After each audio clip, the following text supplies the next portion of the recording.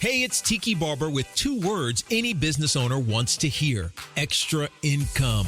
Amazon Hub Delivery is looking for Seattle businesses to assist with local deliveries. You get paid for each package delivered. Amazon Hub Delivery has no startup cost, no long-term contracts, and no delivery experience required. If you're a Seattle business ready to assist with local deliveries, sign up today at amazon.com/hub delivery. That's amazon.com/HUB delivery.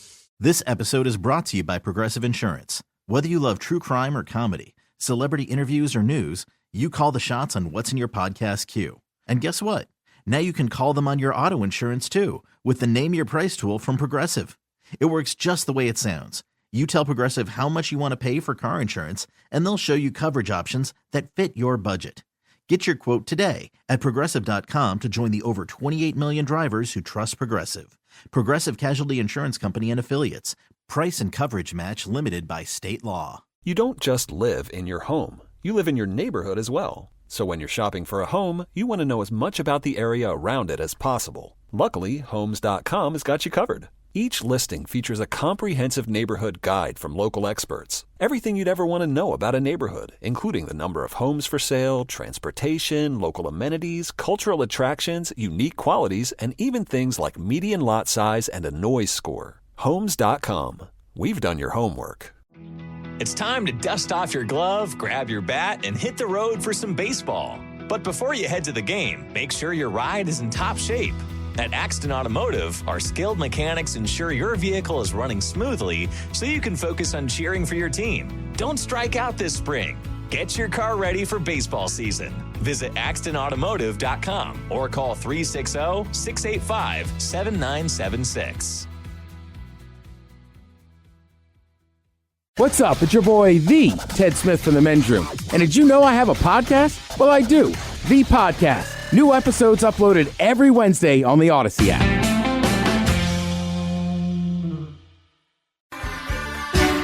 Unfortunately, what you're about to hear is real.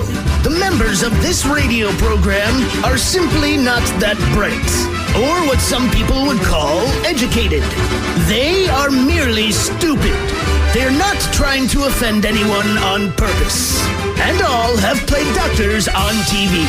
You have been warned and are cordially invited to join the party. This is The Men's Room. Forget it, man, and get with the countdown. Get with the countdown. Shake this square world and blast off for Kicksville. The trippers, the grasshoppers, the hip ones, all gathered in secrecy and flying high as a kite. This is The Men's Room with Miles and Thrill. You know what they say, shake your radio more than 3 times, and you're playing with it. You're listening to The Men's Room.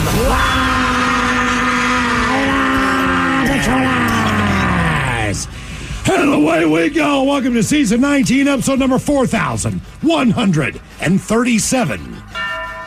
Along with Steve the Thrill Hill, the Ted Smith, and Mike Hawk, Tua, and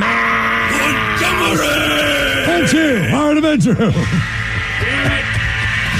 On tap today, the random question. Your guess is as good as my categories: hot cities and hot cars.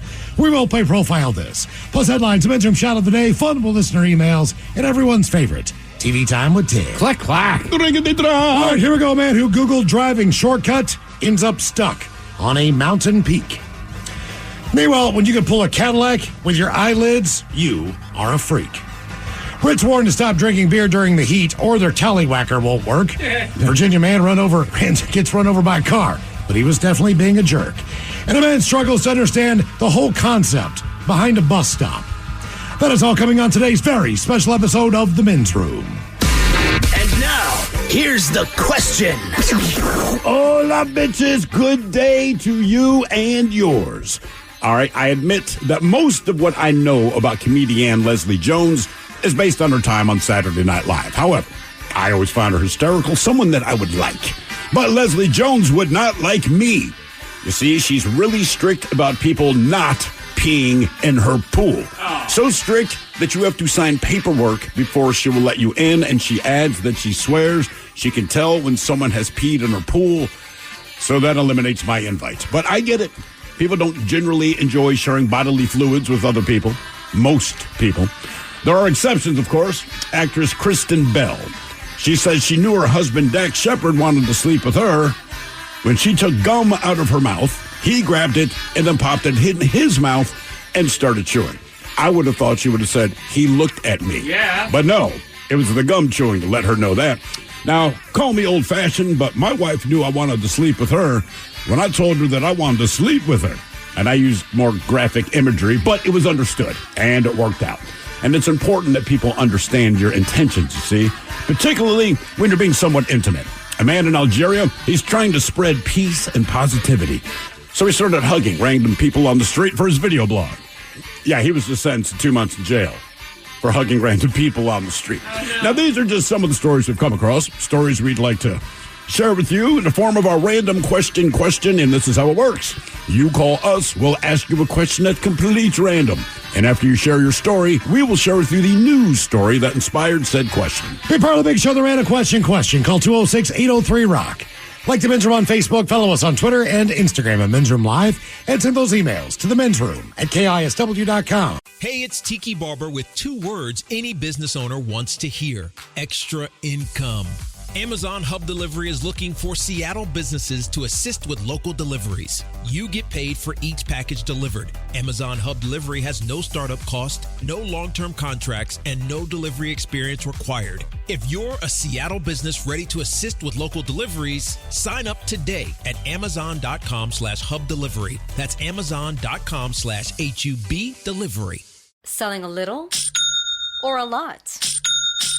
Shopify helps you do your thing, however you cha-ching. Shopify is the global commerce platform that helps you sell at every stage of your business. From the launch your online shop stage, to the first real-life store stage, all the way to the did we just hit 1 million orders stage. Shopify's here to help you grow. Whether you're selling scented soap or offering outdoor outfits, Shopify helps you sell everywhere. From their all-in-one e-commerce platform to their in-person POS system, wherever and whatever you're selling, Shopify's got you covered. Shopify helps you turn browsers into buyers with the internet's best converting checkout. 15% better on average compared to other leading commerce platforms. And sell more with less effort thanks to Shopify Magic, your AI-powered all-star. Shopify powers 10% of all e-commerce in the US. And Shopify is the global force behind Allbirds, Rothy's, and Brooklinen, and millions of other entrepreneurs of every size across 175 countries. Plus, Shopify's award-winning 24/7 help is there to support your success every step of the way. Because businesses that grow with Shopify. Sign up for a $1 per month trial period at Shopify.com/Odyssey Podcast, all lowercase. Go to Shopify.com/Odyssey Podcast now to grow your business, no matter what stage you're in. Shopify.com/Odyssey Podcast.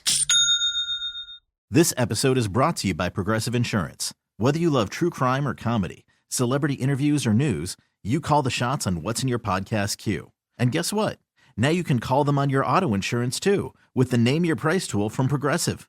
It works just the way it sounds. You tell Progressive how much you want to pay for car insurance, and they'll show you coverage options that fit your budget. Get your quote today at Progressive.com to join the over 28 million drivers who trust Progressive. Progressive Casualty Insurance Company and Affiliates. Price and coverage match limited by state law. Coastal Farm and Ranch, we're just what the country needs. On July 24th through the 28th, it's buy 2, get 1 free on Country Companion Feed. Buy 3, get 1 free on Sunglow Show Feed. And buy 3, get 1 free on large bags of Purina Feed. Coastal Farm and Ranch, we're just what the country needs. Get more feed for less this week at your local Coastal. The debauchery rolls on. You're listening to the Men's Room with Miles and Thrill. 99.9 KISW. Hello, Majols. Away we go. Welcome to season 19, episode number 4137. What a large and in charge program we have for you today on this beautiful Monday. Return of your guess is as good as mine. The categories today, we have the hottest cities in the United States. You think it's hot right now in Seattle. And the reason you think it is because it's hot in Seattle. Other cities, though, it's hot a lot more often. So we have the top 10 hottest cities in the United States of America. By the way, Shockingly enough, the only places really right now that you can cool off in the United States. We have the coast of Oregon and San Diego, California. San Francisco, teetering, but they're still getting a little bit of heat. Sure. But other than that, it seriously is. Just San Diego and the coast of Oregon. Everywhere else is absolutely sweltering as far as major cities go. Yeah, obviously, man. Look, I have no problem with the heat. I wait for the heat, so I'm enjoying this time. I recognize that it's hot, but I do not care. And then when I look what's going on in most of the rest of the country, I'm like, we've got it good, man. Oh, yeah. 95 is not bad compared to what a lot of these other cats are going through. And I got family in Houston, so in addition to it already being stupid hot, stupid humid, and now they're flooded out and have no power. And you would not be shocked to learn that out of all the major cities in the United States, Seattle, right at the bottom, so to speak, on being one of the hottest cities, average temperature-wise, from a year perspective. So we don't get a lot of that heat, but when we do, it's. But we don't get it as long. You know what I mean? Like, look, every year, you know you're going to hit the 90s here. It's 3 or 4 days. It's not worth getting your panties all worked up to a freaking lather. You know what I mean? It's done. No. These other places, we talked to a guy in Vegas today. He works for the company, but hey, man, Taz, right? How hot is it? What did he say? 116, but he said that's okay because yesterday was 120. I think it was 117 when I was there on That's Saturday. right. You were just there. Yeah. It was, outside of Burning Man, I've never been that hot and that scared of the sun. Right. Me and my buddy went through a whole container of spray suntan lotion. Oh, yeah. Yep. Look, man, when we got to Seattle almost 20 years ago, if someone told you they had air conditioning in their home, you're like, why? You couldn't even believe it. I'd see an HVAC truck, going down the street going, where are you going? You must be going to a business. Right. And now as time's moved on, it seems like that trend in that 20 years has completely changed. Oh, yeah, for sure. And this heat's early. Usually August is when we hit our 90s. Right. Portland had air conditioning. We always wondered why Portland did. Well, Portland got hotter. Yeah. But now we're at the point now where, man, it's I can't imagine building a house without some kind of central air or splits or whatever you need. We actually had that horrible conversation of last night, like, should we get a heat pump? And it's not about whether or not you want to. Of course, I would like to, but they are cost prohibitive, to put it mildly, right? So there's all these other sexier things we could do with the same amount of money. So I'm like, do we want to do it? I'm sure I'll figure it out by the end of this week. Right.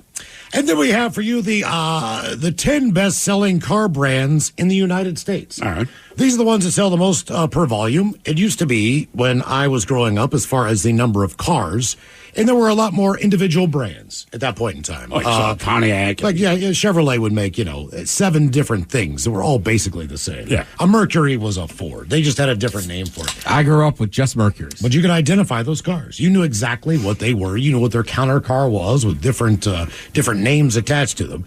But anymore, and I knew every car on the road. For the most part, I could identify every car. Sure. I drive now, man, and I'm like, what is that thing? That's a cool-looking thing. Some body styles are finally changing and modernizing. Yeah. Like, you look at a Kia now versus when Kia first came out. Like, I can't even believe it's the same manufacturer. And I know I want to say, the BMW or Volkswagen, somebody purchased them, and they got a lot of German engineering. They did. So they upped their game, but the cars actually look cool now. But there were, when all those different cars... And some look ugly. Yes, they do. Some really do look ugly. There's no doubt. But, like, when those car manufacturers came out, 25, 30 years ago, there were a bunch of them. You would see Suzuki cars on the road. You would see Daewoo's on the road. All these companies... Also known as paperweights. That didn't, pan out, but Kia did.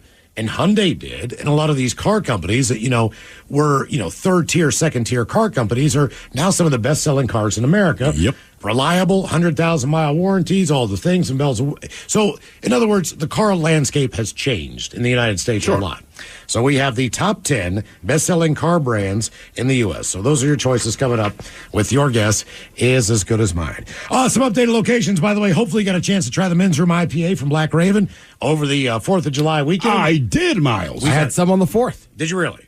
I had a lot of them. I had a lot of Men's Room IPA over this break. I cannot lie. Well, the pictures we got on your emails, thank you for sending those to the Men's Room at KISW.com. Looks like a lot of you had some very enjoyable lake time. You had some grilling time. I mean, the pictures, people out on kayaks with a Men's Room IPA or camping or by a lake. Man, you guys had a good time. So hopefully you enjoyed the beer as well, and we'll have some updated locations coming up on that for you. In the meantime, it is the Random Question. 206-803-ROD. Random. Hello, Charlie. Welcome to the Men's Room. Hola, Hola! Hola! Charlie, welcome to the program. And the random question. All right. Let's start with one that has to do with a little bit of heat. Charlie, you've had some pets in your lifetime, correct? Yeah, plenty. Okay. What did your pet destroy? Or what is the worst damage that one of your pets has ever done to your home, your personal property, your car, maybe? Anything you've owned? What was the worst thing that you had to deal with? Well, I got a recent one that's just disgusting. Girlfriend's daughter's female pads, in the garbage can. The dog ate those and spread them across the apartment. That was just last week, though. The worst was the dog ate the headliner when we were inside the store. Your dog ate what? The headliner of my truck. Oh wow. Dude. How's that possible? Mad skills? I don't know. Mad skills. What kind of dog was it? Black Lab, Blue Heeler. All right. Okay. That says a lot. What is the cost of replacement? Oh, I didn't replace it. All right. Oh, so it's still just kind of this chewed up stump? Oh, it's long gone, yeah. How much do you think it would have cost to replace it? Too much. Yeah, that's fair. You know what's weird to me is I feel like dogs consistently do the most damage because otherwise they're going to poop on the sofa, all these things like that. But I swear to God, the cats that I've had in my life end up costing me more because you might get a dog that's a chewer, right? And I've been lucky that for the most part I haven't had that. But cats, they got to clean those claws on the corner. Yeah. And you realize, man, they've shredded your sofa. It looks like crap. And when you price a sofa to replace it, I'm like, I'm going to kill this cat. Cats take their time to destroy things. I have slowly massacred your sofa over the period of a year. Dogs I ate it in an hour, but I'm not going to do it again, right? I always thought I smelled urine upstairs in my place. And out of the 3 beagles that lived in that house, I don't know which one it was specifically. I have a pretty good idea. But when they came to pull the carpet up, and they pulled the padding up and looked down on the plywood, you could obviously see where the stain went down through the padding. Yeah. They eroded the plywood so that when I got my floors changed, they had to put new plywood in, which is not normal because there was so much urine that was soaked into those floorboards that it weakened them. Not that I could have ever fallen through, but it was still to the point where they needed to be replaced based on how. And then I had one beagle that if you would leave, she would chew on the the trim around the door going out to the garage. Right. That all needed to be replaced. At least 2 feet up on each side. Like she was trying to chew through the door to be able to get in the car to go wherever you were going. It was never an easy fix. It was always contractors involved. I've had patches of carpet replaced from where she tried to eat up the carpet in front of the bedroom door after she chewed through a metal crate.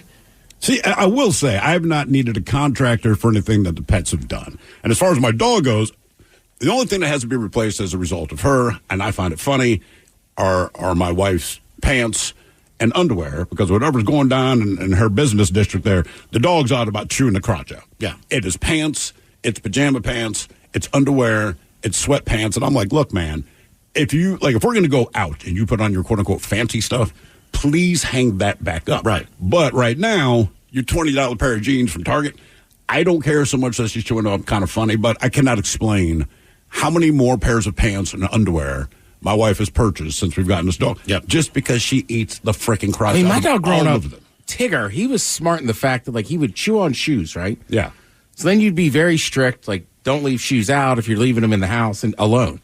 And he wouldn't do it for 3 or 4 weeks. You forget, he'd chew up a pair of shoes. Yeah, it was like he was just waiting, baiting his time. Well, here's one from the text line. Says, my dog chewed up the title to my car and my trailer this weekend while camping. Good time. All right. And look, the worst damage done is always to your wallet.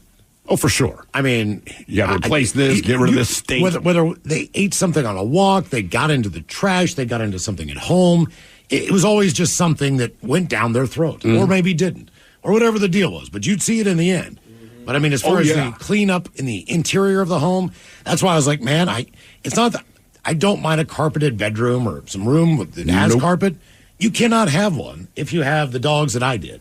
I'm not saying that most normal people with normal dogs, just not the dogs that I had. Now, we have all of our surfaces are hard surfaces now. That has a lot to do with it. And then there's an area rug or two, depending which bedroom you go into. And last week, my dog had monstrous diarrhea for like 3 days straight. Like I said, it was like a waterfall going down the stairs, but at least it's a hard surface. The only other place she pooped, directly on the area rug. Right. I'm like, dude, you got all of this floor. Why do you have to do it here? It's almost like you guard the house like you have a 2-year-old. Basically. You cannot buy cloth furniture. You cannot, everything's got to be wipeable. Yes, it does. It absolutely must be wipeable. It's got vinyl, fake leather chairs. We had to buy. You can't just have like a lazy boy recliner that's nice and padded and all, What we discovered was we spent extra money on a couch last year down in the basement. That's where the cat hangs out. We pointed out that we have a cat, and so far, so good on this. Velvet, apparently, cats are not fans of. So they don't necessarily. But I'm not really someone who wanted a velvet couch. But guess what? I got a velvet couch because otherwise the cat's going to rip it to pieces. Well, even when Miles was talking about his dogs peeing, like that's the worst thing about cats is that smell does not come out. No. It will not go away. No. Reason we asked, what did your pet destroy or worse damage done? Stories do occasionally surface of dogs saving your human families from a fire. This is not one of those stories. Instead, firefighters in Colorado Springs, Colorado, say the pooch, in this case, actually started the fire by turning on a gas burner in the middle of the night. And that was confirmed by video inside the home. After talking to the homeowners and looking through their home security footage, they determined the pup got a bit curious, accidentally switched on the oven. So the dog gets up on its hindquarters and pushes its paws into the gas burners. When the dog does this, it pushes in the gas burner, turns it to the point where tick, tick, tick, tick, tick, tick, tick, tick, poof. Okay? So it ignites one of the burners. Not the biggest deal in the world, except for the fact that the family had boxes on top of the stove. Authorities say one of the homeowners was alerted kindling? Pretty much. They were alerted to the blaze about 4:30 a.m. by a high heat notice from their Apple HomePod. They were able to extinguish it before firefighters arrived, though the department said the damage was significant. The male homeowner was hospitalized for smoke inhalation, but no one else, including the dog, was injured. The family is currently displaced as the home gets repaired, according to a fundraiser. So they're trying to fix the situation, but they're not at home. All right, that's pretty bad. A couple more texts came in. It says, I've been told that animals target carpet areas to vomit or soil and rub themselves on because it's the area that most closely resembles grass. I know, but still, I just want to explain to the dog, this is not grass. Even if it reminds you of grass, can you poop next to where this part that reminds you of a sidewalk, poop there. Although, you could put down one of those pee poop pads that look like fake grass. I guarantee you they never use it. Yeah, they're going to poop on the carpet. Somebody, his Rottweiler ate the seats out of my, he didn't sit out of my period, every damn one of them. Oh, I've seen that movie too. My dog ate an entire Costco chocolate cake, threw it up on the ground, turned into a puddle of chocolate on the ground. She passed out afterwards. Keep in mind, she's a little bigger than a Chihuahua. And Miles, here's when you can appreciate. 2 weeks ago, I spent 24 hours smoking a 12-pound brisket. Well, my two dogs got it off the counter and ate the entire thing. Oh, my God. Hey, man, to be fair, my God. It's brisket. But think about what your dog did after eating what? A couple bites of steak? Couple bites of steak, dude. And what's crazy is it's almost like a chia pet, right? Where we gave her, say, 2 ounces of steak and she pooped up. It seemed like 12 pounds of crap. I think it cleaned out her entire inside. I would say when Tigger ate that whole pumpkin pie that my sister had made, and my sister was only like 12 or 13. Yeah. It's like it wasn't the worst thing, but like you get home from Thanksgiving dinner, we had it for the next day. It's completely gone. He looks satisfied, but I just think about my parents and the amount of tears that came out of that incident. Oh, yeah, I can believe that. Hello, Willie. Welcome to the men's room. Boo, yo, ladies. Boo! Willie, welcome to the program. Random question. Let's go with this one since we're talking about animals making messes. Where's the weirdest place that you have gone to the bathroom? Oh. Number 2, if possible. Yeah. You know it's going to be number 2. Number 1, you kind of do anywhere, it's kind of forgiven. But when you poop somewhere weird, like you have to give an explanation to people. Yes. Well, I've heard one of you, I think, Miles, I heard you tell a story like this, your friend and outside of the house. Yes. I did a similar thing in a neighborhood in my hometown outside of Portland years ago. Yeah, same thing, walking home late, having too many drinks at the bar, too many nachos, whatever, and had to take a pit stop. Yeah. Did you actually make contact with the other person's home? No, just kind of in the bushes near their fence around the house. I didn't go in anybody's yard or nothing rude like that, because I was just along the sidewalk, and here's some bushes and a spot between the bushes, but it was in, right outside of front of somebody's front yard. Now, the fence. Did you go back by the scene of the crime? Oh, no. Oh, really? Okay. I would have at least checked. Okay. No, I'm guessing that a dog came by within hours and ate it. Well, you can only hope. Okay. That's even worse. That's what they do. Given the option, look, either someone took a crap in your yard or my dog can eat a turd out of the yard I didn't know about, I will take finding the poop in my yard all the time. One of the weirdest places I ever pooped in my lifetime, Ted was actually there. It's kind of a weird one. But Ted was asleep in bed next to him. Ted was not near me, but he was there when it went down. So a few years back, Prince announced he's going to play 4 different shows at Showbox. You pooped at that show? Yes. Look, wait, Ted. There were two shows a night. Ted and I went to the one show with my wife at the time. We go to dinner. Dinner did not sit well with me. I'm standing there. We're waiting for the show. He's playing 2 in a row, so he's not messing around. We were there for the later show, but I would think so. Yeah. So all of a sudden, my gut just starts to rumble. At this point in time, Prince is about 2 songs deep. Now, if you know anything about the Showbox, the men's bathroom is directly behind the stage. Mm-hmm. Now, at this point in time, it's not the busiest bathroom in the world because Prince is just taking the stage. So he's only at 2 or 3 songs in. So it's not crazy crowded, but it's still kind of crowded. I've got to take an S. If you've ever been to the Showbox men's bathroom before, this is not an ideal location to use the bathroom. No, it is not. I equate it to the 5 Point with more stalls available, right? So I'm in there, and I just start doing my business, but I realize, the sound is right there. I can hear the drum kit. Yeah. And I'm taking a poop, and Prince is, seriously, if you took that wall away, he's 20 feet away from me. He would not be happy to see you. He was 20 feet away. And I'm just saying, and the walls were shaking and stuff because the speakers are so loud. And I'm in there just Meanwhile, I'm trying to get it done pretty quickly because I don't want to miss the show. And it's just tough getting to that bath because, it's Prince at the Showbox Market. Right. It is beyond crowded. No, it's crazy. You got to go downstairs to the green room. Yes. Raise me ask where's the weirdest place you pooped. Neil Armstrong left more than his footprints on the moon. No. As Becky Ferreira writes in Wired, he and his fellow Apollo astronauts also left nearly 100 bags of poop up there over various missions, where they remain to this day.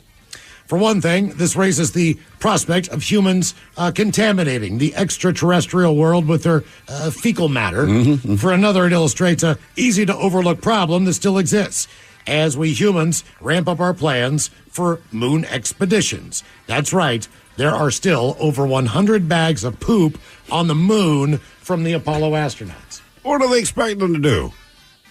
Well, they talk about getting poop off of Everest. They do that. This is the moon. You don't go up there just, why were you guys up there? Grabbing some poop collection. Coming back. Right. More of the Random Question coming up, 206-803-ROCK. Hi, and welcome to IKEA. How can I help? Oh, my schedule is crazy. I just want some me time. Maybe it's time to embrace the joy of staying in. With comfortable beds, pillow and decor, mood lighting, and so much more, you can turn your bedroom into the place to be. Oh, sounds like a dream. We've got you.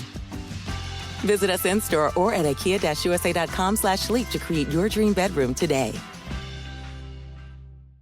You don't just live in your home. You live in your neighborhood as well. So when you're shopping for a home, you want to know as much about the area around it as possible. Luckily, Homes.com has got you covered. Each listing features a comprehensive neighborhood guide from local experts. Everything you'd ever want to know about a neighborhood, including the number of homes for sale, transportation, local amenities, cultural attractions, unique qualities, and even things like median lot size and a noise score. Homes.com. We've done your homework. For those in the market for flavor, there's Modelo Spiked Aguas Frescas, a flavorful drink that's a modern twist on a Mexican street classic with 4 vibrant and refreshing flavors. Pineapple, watermelon, hibiscus, and cucumber lime, made with a splash of real fruit juice. Modelo Spiked Aguas Frescas are perfect for any fiesta, small or big. Modelo Spiked Aguas Frescas, boldly authentic, vibrantly flavorful. Drink responsibly. Modelo Spiked Aguas Frescas flavored beers imported by Crown Imports, Chicago, Illinois. Hibiscus contains juice only for color. Okay, you can do this. I know. Carvana makes it so convenient to sell your car. It's just hard to let go. My car and I have been through so much together. But look, you already have a great offer from Carvana. That was fast. Well, I know my license plate and VIN by heart, and those questions were easy. You're almost there. Now to just accept the offer and schedule a pickup or drop-off. How'd you do it? How are you so strong in letting go of your car? Well, I already made up my mind, and Carvana's so easy. Yeah, true. And sold. Go to Carvana.com to sell your car the convenient way. 99.9 KISW. The shenanigans continue. This is the Men's Room with Miles and Thrill. Ooh, so much free stuff there for you on the Odyssey app, including our daily podcast. Get there and subscribe. Guess what you get on Friday morning? What do you get on Friday morning? You get the Men's Room Happy Hour. You don't say. Yeah, we drop it right in there Friday, so you can have a chance to check it out over the weekend. So if you haven't done that yet, subscribe to the page, and then you'll be there for episode number 50 of the Men's Room Happy Hour. 16 will drop this coming Friday. So that's how you get our weekly Men's Room podcast exclusively on Odyssey. How cool is that? Yeah. It is the random question, 206-803-ROCK. Random. Hello, Emmett. Welcome to the Men's Room. Hola, bicholas. Hola. Emmett, welcome to the program. What do we have for you? All right, Emmett. What do you do when you want to feel good, Emmett? What do I want to do when I feel good? Well, what do you do? I feel good. What do you do to feel good? In other words, some people are like, oh, man, if I could just take a nice cold shower. Or some people have to jog in the morning. Yeah. You know? What do you do to feel good? Maybe you go someplace. Just relax. Check out the water. Whatever you do. Shoot, probably just listen to loud music and drive fast. All right. Nothing wrong with, other than speeding, but nothing wrong with that. Sometimes they go hand in hand. Yeah. All right. Hey, man, nothing wrong about looking forward to a show that you're going to go and have a good time and you're going to hang out with friends. All right, Emmett, believe it or not, there's a study published in Natural Health magazine, Natural Mental Health, that found that a healthy lifestyle can prevent depression, even in those who had a genetic predisposition for that. So we've got 7 questions for you to figure out. I think we should all answer. If you have, these could have some serious implications for your mental health. First question, do you get between 7 and 9 hours of sleep a night? Generally, no. All right. What is your average? Generally 6.5. So you stay up late, get up early. Okay. Well, I work kind of a goofy schedule, so I go to bed at like 3, 4, 5 in the morning, and then wake up at like 11 or noon. Golly, what kind of job do you have, man? Are you working till midnight and then traveling back and then having to eat dinner? Is that why it takes so long for you to get to bed? No, I work until 1 in the morning. I'm a diesel mechanic. Okay, that's odd hours, man. Yeah.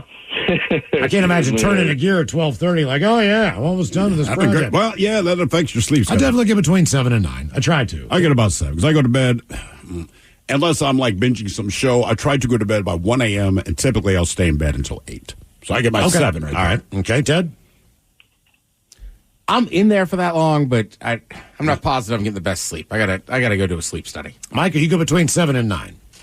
I think I'm right on the cusp of 7. I'll stay up until 10 to midnight, and then I'm generally up by 6 or 7 to walk the dog. All right, Emmett, next question. How much junk food do you eat? I really try not to eat a whole lot of junk food, but sometimes you just can't really get away from it. No, especially like July 4th. I mean, like, look, I don't eat a lot of chips and all that kind of. We have them in the house. I don't eat them. Kid eats them. The wife eats them, but then somehow on NFL Sunday and July 4th, I devour them. But I can live without chips. Well, as long as you do it in moderation, I think. I've been trying to cut back on processed foods in general.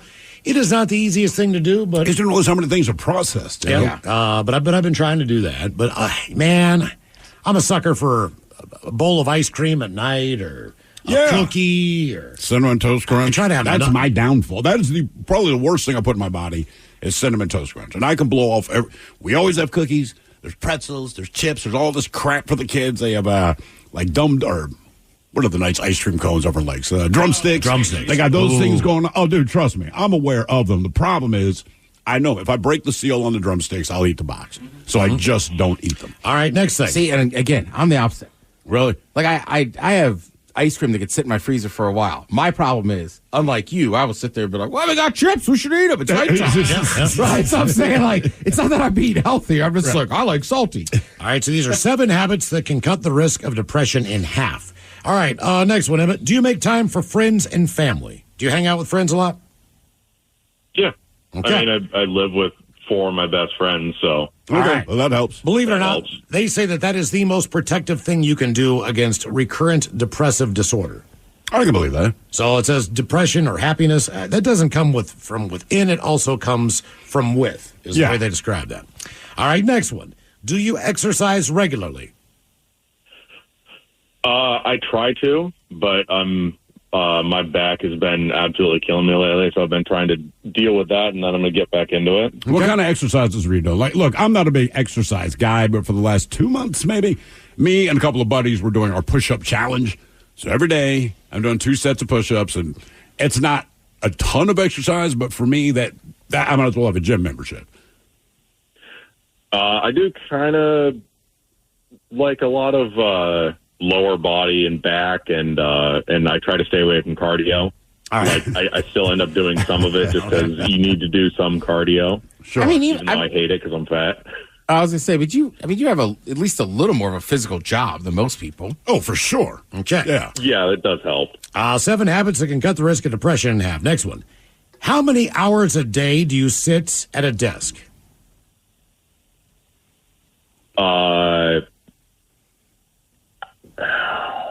Geez, like maybe an hour. All right. All right, good. Okay. Good. All right. Now Or something, but that's about it. You're in a very good window. Because they say, as far as moving regularly, a study published in the British Journal of Sports Medicine. I don't need to tell you. You understand. Right. Stand up. Yeah, Yeah. right, exactly. Don't sit on your butt. Do you smoke cigarettes? Yes, I do. What, a pack a day? It all depends upon the day. Generally, I'm about a half pack or so. All right. Yeah, if you quit smoking, it says you cut the risk of depression by 20%. Enough said, they say. But I tell you what, first of all, that is not an easy thing to do. And secondly, And it's depressing. You feel better about yourself, but you still hate yourself at the same time. Like Right. you get more angry about certain things. You're just like, I can really go for a cigarette. You feel better about yourself because you made the right decision. But you know what? It'd be like doesn't improve finding your- $10,000 in cash on the street. Nobody's claimed it. And you decide to be a good guy and somehow it gets back to its owner. Yeah. On some level, you're like, I did the right thing. But also, I hate myself for having done that. Yeah. It sucks. Like you feel better internally, like, okay, this was the right thing to do, but you hate it. Like the cigarette brought you happiness, joy, relaxation, and peace. And now that And is lung gone. cancer, So but- now you're just walking around a block with your hands on your hips like, I mean, smoking cigs, though, that is I'm pretty sure it's one of the harder things when you talk about drugs, alcohol, whatever. Yeah. Like, that's a tough one. I went 7 months once, and it was a horrible 7 months. Yeah. I knew I was doing the right thing, but not like mentally, I wanted to kill someone. It got so bad, my wife's like, hey, this is going to sound really effed up. You need to start smoking again. Right. I'm not even kidding. Ray, I would rather, seriously, I mean, she was like, look, man, that's one of your coping mechanisms. And I understand that. That's part of why you continue to smoke. But she's like, you're a very caustic human being. I just like to get things effing done, right? But when I smoke, it kind of minimizes my level of intensity. So without having those cigarettes, and you have a hankering for the smoke, my wife's like, Jesus Christ, dude. She's like, you're like a scary human being. Smoke cigarettes. She's like, honestly, I've never encouraged anyone, but please. Ray Liotta from Goodfellas, right? Last year of his life, all you see him on television is for chanting. And you can tell in these commercials, he is not happy. Right. This is not happy Ray. I'm not saying Ray's very happy. But he's just It's helped me quit for at least 17 minutes. I'm telling you, man, you just got to take the Chantix. It's kind of like that, right? Now next thing you know, he's dead. Right. So he might as well just quit. If he'd have kept smoking, he might have been happy and lived like an hour. I don't know. An hour longer. An hour longer. But he would have been happy. He would have been happy. He could have lived another hour. I guarantee you that he smoked a cigarette before he didn't know he had a heart attack. He didn't know. Yeah. So it wasn't like he knew he was dying. See. If he'd known, he'd have lit up a cigarette. Right. He's Yeah, the unhappiest spokesperson I have ever seen in my life. I told you, I mean, it's booze, but like you could have a cigarette. Like we did with my dad. When he was in hospice. Like we knew we only had a few days left. And I was a sixer? Yeah. And did you enjoy it? Yeah, I mean, I wasn't there. I just heard the story, and my brother was like, I guess, asked the nurse, like, like trying to keep it. She's like, yeah, just we don't care. Yeah. Whatever. Did he have more than one? I don't think so. I don't think he could really eat or drink much. But my uncle just kind of always has a cooler with a sixer. I think it's so he just brought it in. So he just brought him in. All right. Okay, cool. And the last one out of the 7 habits that can cut the risk of depression there. Emmett, how much alcohol do you consume? Again, that kind of depends. I mean, sometimes it's a whole lot, sometimes not a whole lot. Okay, now say we're your doctor, right? Because everyone's going to have that reasoning, and we understand that. But the doctor says, okay, give me an average in the course of a week. How many beers or shots or whatever it is you drink? How many do you consume? I mean, I've been trying to cut down. So, like, honestly, if I have, like, maybe 6 or 8 beers in a week. Okay. Oh, that's great. That's kind of about average. But then, I'll bump it back up if I start drinking my mixed drinks again. I'll have like 4, 5, 6 Jack and Cokes in a day. All right. I cut out the middleman on that. I just like shots of Jack. I drink a lot of beer. I never thought that I drank a lot of beer. It makes sense to me. Like, well, you worked all day, right? Whatever your job is. When you go home, you drink a 6-pack. Like, to me, that's what drinking beer is. But when I explained this to my doctor, he said, on average, how many beers do you have a week? And I said 42 because I said 6-pack times 7. 42 beers. I thought he was going to drop his pen. He's like, what? I'm like, is that like real bad? He's like, yeah, man. He's like a 6-pack a night. And honestly, I'm like, at that point, this is a couple of years ago, but I'm like, dude, I've cut back because my wife's getting pissed when they get up to like 9 or 10.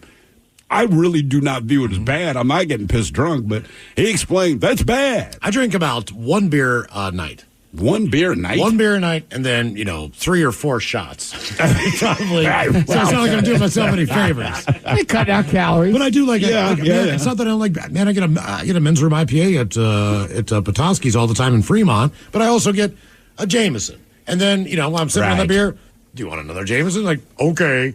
And then by the time I'm done, I look at my tab and go, okay, that's a lot of Jameson. But 1 beer. Not that that's any consolation prize, but it's less than I used to drink. Your belly doesn't feel the same. I always go 1 shot per beer, and typically at our watering hole, I average maybe 3 beers there, and then I'll get home and crush about 3 more. If my wife is not looking, I will get more than 3 shots. She always has her eye on that. And as soon as I get one, she's like, that is 1. I'm like, I know. Now, when I ask for the second one, I get a bit of that stink look, but she never really says anything. Just like, that's 2. I'm like, I know. Now, this is when we get into the dicey area, because they always say, would you guys like another round? And I can feel my wife's eyes burning into my face, and I sure would. Another Jack? Yes. And then she's just angry, but it's okay. Look, I will stop at 3. Does anything bad happen? I mean, like, it's not like you're beating her when you get home, or like you're not able to cook dinner or eat or be functional or take care of your children or spend time with them or do any of the, things that you want to do. It doesn't stop you from doing any of that. This is the argument that I have made. I'm like, what significant thing has happened? Like, what happens? Why are you? What is the problem? Now, do you eat her food? I mean, No, man, I go home and do the same crap I always do. I know, it's like, she could argue, what's the difference? You're taking years off of your life and I love you. But she hasn't actually said that. So right now, I'm really not angry. Oh, yeah. So why don't you just get equally angry at her when she gets her whatever she gets? Because I don't care. I know you and don't. The thing is, like, no, I'm getting another one. Yes, because when she gets one, that means I get one. You see how that works? I'm not stupid. So if she's like, you know what? I'll just have another Pacifico. That, for me, is like, cool, yes, I will take another round. So she switches from... They have some kind of fruity, slushy drink, which during the summer, very good drink, right? Then they basically ply her with Jello shots, and then she might get 1 or 2, like, Pacificos after that, but that's it. But I stick, when they have the men's room on top, I get the men's room and a shot of Jack. And as I was explaining a couple of weeks ago, and Ted, you kind of made fun of me, in my mind, a shot is like 3 or 4 ounces, because I fill my glass to the top. Like, that's what a shot is to me. I understand it's an actual measure. I just disagree with how little that is. All right. Like when you go to the airport and they actually do the measure. Yeah. And they hand it to you, and I'm like, $15 for this? Man, my tears have more whiskey in it than this glass. I will say this, though. I will say this. I've learned this over the 4 days, and I really never said it until the heat set in. I love a cold draft beer. Yeah. That is one of my favorite things. Certain places will have the coldest draft beer you've ever had in your life. Like, this is a bad example, but if you ever go to the bar at Daniel's, they have a whole ice-covered tap handle on the bar. So I'll sit there and get a couple of appetizers, whatever, get a couple of beers. That beer is ice cold. Certain places, the coolers don't necessarily keep those kegs as cold, especially in this heat. So I was like, you know what? I'm going to drink cans and bottles. So I was at 2 places that had our cans, and everywhere else, man, I was just getting bottles of Miller High Life. I got to tell you, a cold bottle of Miller High Life or a cold Corona or a cold Pacifico, you're like, oh, God, Jesus. You drink that thing, it's so cold. It goes down so easy. I'd say beer and, to me, a Coca-Cola or even a Sprite. Yeah. But when you pull them out of a cooler that's got ice cold water, like, to me, that's just the best a beverage can taste. America! Exactly. America! God, yeah. Like a bald eagle lands on your bottle and opens it for you. Hey, I went to Ace and built a beer bong on July 4th. Oh, yeah? That's American. Lee Green one comes out of the bushes. You're proud to be. More of the Random Question coming up, 206-803-ROCK. Hey, it's Tiki Barber with 2 words any business owner wants to hear: extra income. Amazon Hub Delivery is looking for Seattle businesses to assist with local deliveries. You get paid for each package delivered. Amazon Hub Delivery has no startup cost, no long-term contracts, and no delivery experience required. If you're a Seattle business ready to assist with local deliveries, sign up today at amazon.com/hub delivery. That's amazon.com/HUB delivery. This episode is brought to you by Progressive Insurance. Whether you love true crime or comedy, celebrity interviews or news, you call the shots on what's in your podcast queue. And guess what? Now you can call them on your auto insurance too with the Name Your Price tool from Progressive. It works just the way it sounds. You tell Progressive how much you want to pay for car insurance, and they'll show you coverage options that fit your budget. Get your quote today at Progressive.com to join the over 28 million drivers who trust Progressive. Progressive Casualty Insurance Company and Affiliates. Price and coverage match limited by state law. Listen as Selenia tells us why she chose to vaccinate her daughter. I definitely felt like the pros far outweighed the cons. The diseases that I am protecting my child against, they're still here. And at the end of the day, it's my job as a mother to keep my child safe. Talk to your child's doctor and learn more at whyvaccines.com. Brought to you by Merck. You've had nugs dipped in sauce, but have you ever had nugs covered in sauce? Enter Wendy's new Saucy Nugs.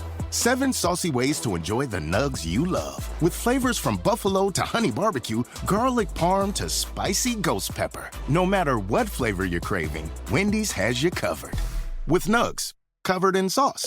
For a whole new way to nug, try Wendy's new Saucy Nugs today. Open till midnight or later. At participating U.S. Wendy's. Hours may vary by location. Question for you. What business couldn't use extra income? Hey, it's Tiki Barber. Right now, Amazon Hub Delivery is looking to partner with ambitious Seattle businesses to become Amazon Hub partners. You and your staff will deliver packages to customers in your area when it's convenient for you. And with each package delivered, your business gets paid. Sign up at amazon.com/hub delivery. That's amazon.com/HUB delivery. This episode is brought to you by Progressive Insurance. Whether you love true crime or comedy, celebrity interviews or news, you call the shots on what's in your podcast queue. And guess what? Now you can call them on your auto insurance too with the Name Your Price tool from Progressive. It works just the way it sounds. You tell Progressive how much you want to pay for car insurance, and they'll show you coverage options that fit your budget. Get your quote today at Progressive.com to join the over 28 million drivers who trust Progressive. Progressive Casualty Insurance Company and Affiliates. Price and coverage match limited by state law. You don't just live in your home. You live in your neighborhood as well. So when you're shopping for a home, you want to know as much about the area around it as possible. Luckily, Homes.com has got you covered. Each listing features a comprehensive neighborhood guide from local experts. Everything you'd ever want to know about a neighborhood, including the number of homes for sale, transportation, local amenities, cultural attractions, unique qualities, and even things like median lot size and a noise score. Homes.com. We've done your homework. It's time to dust off your glove, grab your bat, and hit the road for some baseball. But before you head to the game, make sure your ride is in top shape. At Axton Automotive, our skilled mechanics ensure your vehicle is running smoothly so you can focus on cheering for your team. Don't strike out this spring. Get your car ready for baseball season. Visit AxtonAutomotive.com or call 360-685-7976. What's up? It's your boy, the Ted Smith from the Men's Room. And did you know I have a podcast? Well, I do. The Podcast. New episodes uploaded every Wednesday on the Odyssey app. 99.9 KISW. We return to the Men's Room with Miles and Thrill. It is a random question 206-803-ROCK. Random. Hello, Amy. Welcome to the Men's Room. Hola. Amy, welcome to the program. Random question. Let's go with this one. Amy, in your adult life there, what would you say is or has been your most visited restaurant or place to eat? It could be delivery, pizza. It could be a fast food restaurant. It could be your favorite restaurant that you walk in and sit down and eat. But where would you say you've been or you've eaten more times than any other place? I live in Port Orchard, and there's a Chinese restaurant that my son and I love to go to called Golden Grill in the Bay.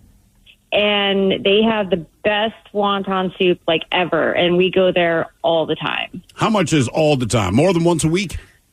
Well, it used to be, yeah. We used to go actually every single week on Sundays. Probably not as often anymore, but I would get food from there to go 2-3 times a week sometimes. Wow. Now, would you say the Chinese food is your favorite type of food, or is it just that this restaurant does it so well? I would say it's just that it does it so well. Their wonton soup is they know me as the wonton soup girl. All right. Okay. If I don't order it, they're like, "What's wrong with you?" Do you like fried wontons with the fake crab meat and the cream cheese in the middle? I do like those too, but it all depends on the sauce they put it with, though. Yeah, that's fair. How about steamed dumplings? Oh, I love those. Yeah, those are kind of, man. You should date my son. Granted, he's 12, but you have very similar interests. Once you pop, you can't stop on those bad boys. Let's get another basket full of those. Whatever those bamboo things are called. What would you say is your favorite type of food, then, as far as cuisine goes? Probably it is Asian. I like Thai food a lot, and there's also a new Thai restaurant in Port Orchard that's really good. It ironically opened up in the space where I used to work. I don't mind Thai food, but to me, I prefer Chinese. Thai food to me just tastes a lot more perfumey. If you know what I mean. Yeah, I had it last night. The only problem I've had today is just my backside. Yeah, you mentioned that earlier. You said, "Boy, that was good last night." It's too spicy. It seemed so light, a little shrimp fried rice. But no, it was just. But I love Chinese food, but I feel like I end up eating more often at a Thai restaurant than I do Chinese. I get more. I feel like if I'm eating at a restaurant, it's probably Thai. If I get delivery. If I can convince my wife, we'll get Chinese over Thai. She always likes Thai over Chinese. And I'm like, they're close, man, but they are very close. It's just not as good to me. You know I think the older I get, the less pizza I eat, which sucks because I love pizza. Oh, I do love pizza. Pizza is probably one of my favorites, too. Have you ever met someone who doesn't like pizza? My son didn't like pizza for a long time. It was really weird. Were you actually? He doesn't like cheese or veggies, or he didn't even eat meat for a while, except for Lunchable meat, and that's not even meat. That's a meat in quotation I know marks. exactly. Yeah, and he would just eat breadsticks, but that would be about it. How old is he? Well, now he eats pizza. He's almost 20. All right. Well, I mean, so kids are going to be the pickiest. Okay, well, what age? Because my daughter has such a small menu of items that she's willing to eat. About what age did you see a change where you actually started eating things? Or at least trying things? Probably just in the last couple of years. Oh, really? Okay. Yeah. Mm-hmm. But he was actually used to eat more eclectic stuff when he was younger. But then when he started getting watched by Grandma and Grandpa, and Grandma hates to cook, he started eating more junk. All right. I think as far as it is tough. I think it's eating junk to eat regular food. Oh yeah. As far as sit down restaurants go, my money is always in the appetizer section, which is typically, but I like soup. So in the wintertime, if they have soup or, I'll get that. But chicken wings, I will eat more of. If I go to a new place, how the wings, they're good, I'll get an order of those. So it doesn't matter where I am, if they have them, I will give their those wings. Are the things you're going to order. I'll give the wings a shot. Sure. Because to me, that's the litmus test on will I be back or not. I agree. I think that's a strong test. That place Ted and I go is very good wings. Which is such a good sign to me. Because it means all right, I can come in here without the intention of eating, start drinking. But if we do say, F it, you want to stay and get dinner, I don't mind eating there. Yeah, I would say, what restaurant I go to the most kind of just, sometimes it just depends on where you live. Yeah. Yeah. Right, I've been to the Roosevelt, or the Westie at Roosevelt. That's a solid countless joint. times. Right. I got off a plane yesterday. It was like, I want to get some wings and a burger. And that's a good spot to go, man. When I was married, Pagliacci at least twice a week. Once a week minimum. At that point in time in my life, I'd say Pagliacci was the number. And also, they were just across the street from me. Yeah. So you could just walk in and get a slice at that location on Stone Way. So that place, to me, you come home from a bar, you just need one piece of pizza to take home, whatever. You could walk in there up until midnight. Oh, I see. I'm thinking you were ordering. I'm like, you were ordering 2 pizzas delivery a week? That seems a lot. At least one, sometimes two, but that doesn't stop me from stopping on the way home to still get a slice of pizza because it was just right there. I mean, I still love pizza. That's probably the food I would get delivered the most. It's either that or... Without a doubt, it's delivered. But I told you, I went through a bad phase years ago when I was living in Belltown. I knew it was bad because, I would order a pizza every Sunday from Pagliacci and eat Ben & Jerry's ice cream. And then it was like 2 weeks I didn't order one, and the delivery guy showed up. And he's like, oh, thank God, man. We were worried. So I was like, do I order that? Because he's like, dude, you order one every Sunday. I was like, oh, my God. I got to stop ordering one every Sunday. I don't know if you've tried one of these. We tried it for the first time on behalf of my son. My son loves Chick-fil-A. Can't stop talking about Chick-fil-A. We haven't bought him the sauce, whatever. So yesterday, I think it was, whatever. My wife and I run around doing errands, and there's one of Shaq's big chicken joints right there. Oh, really? Oh, yeah. So we hadn't tried it yet. My wife's like, as she said, I had it at Climate Pledge Arena when she went to a concert with a friend. I said, how was it? And she goes, I think I liked it, but I was also drunk. So I don't know if it's good drunk food or if it's just good food. I said, well, F it. Let's just grab one for the boy and see what he thinks. So I actually grabbed 2, got the extra spicy one. And is it a sandwich or is it strips? It is a sandwich. Okay. Yeah. And Chick-fil-A no longer exists to him.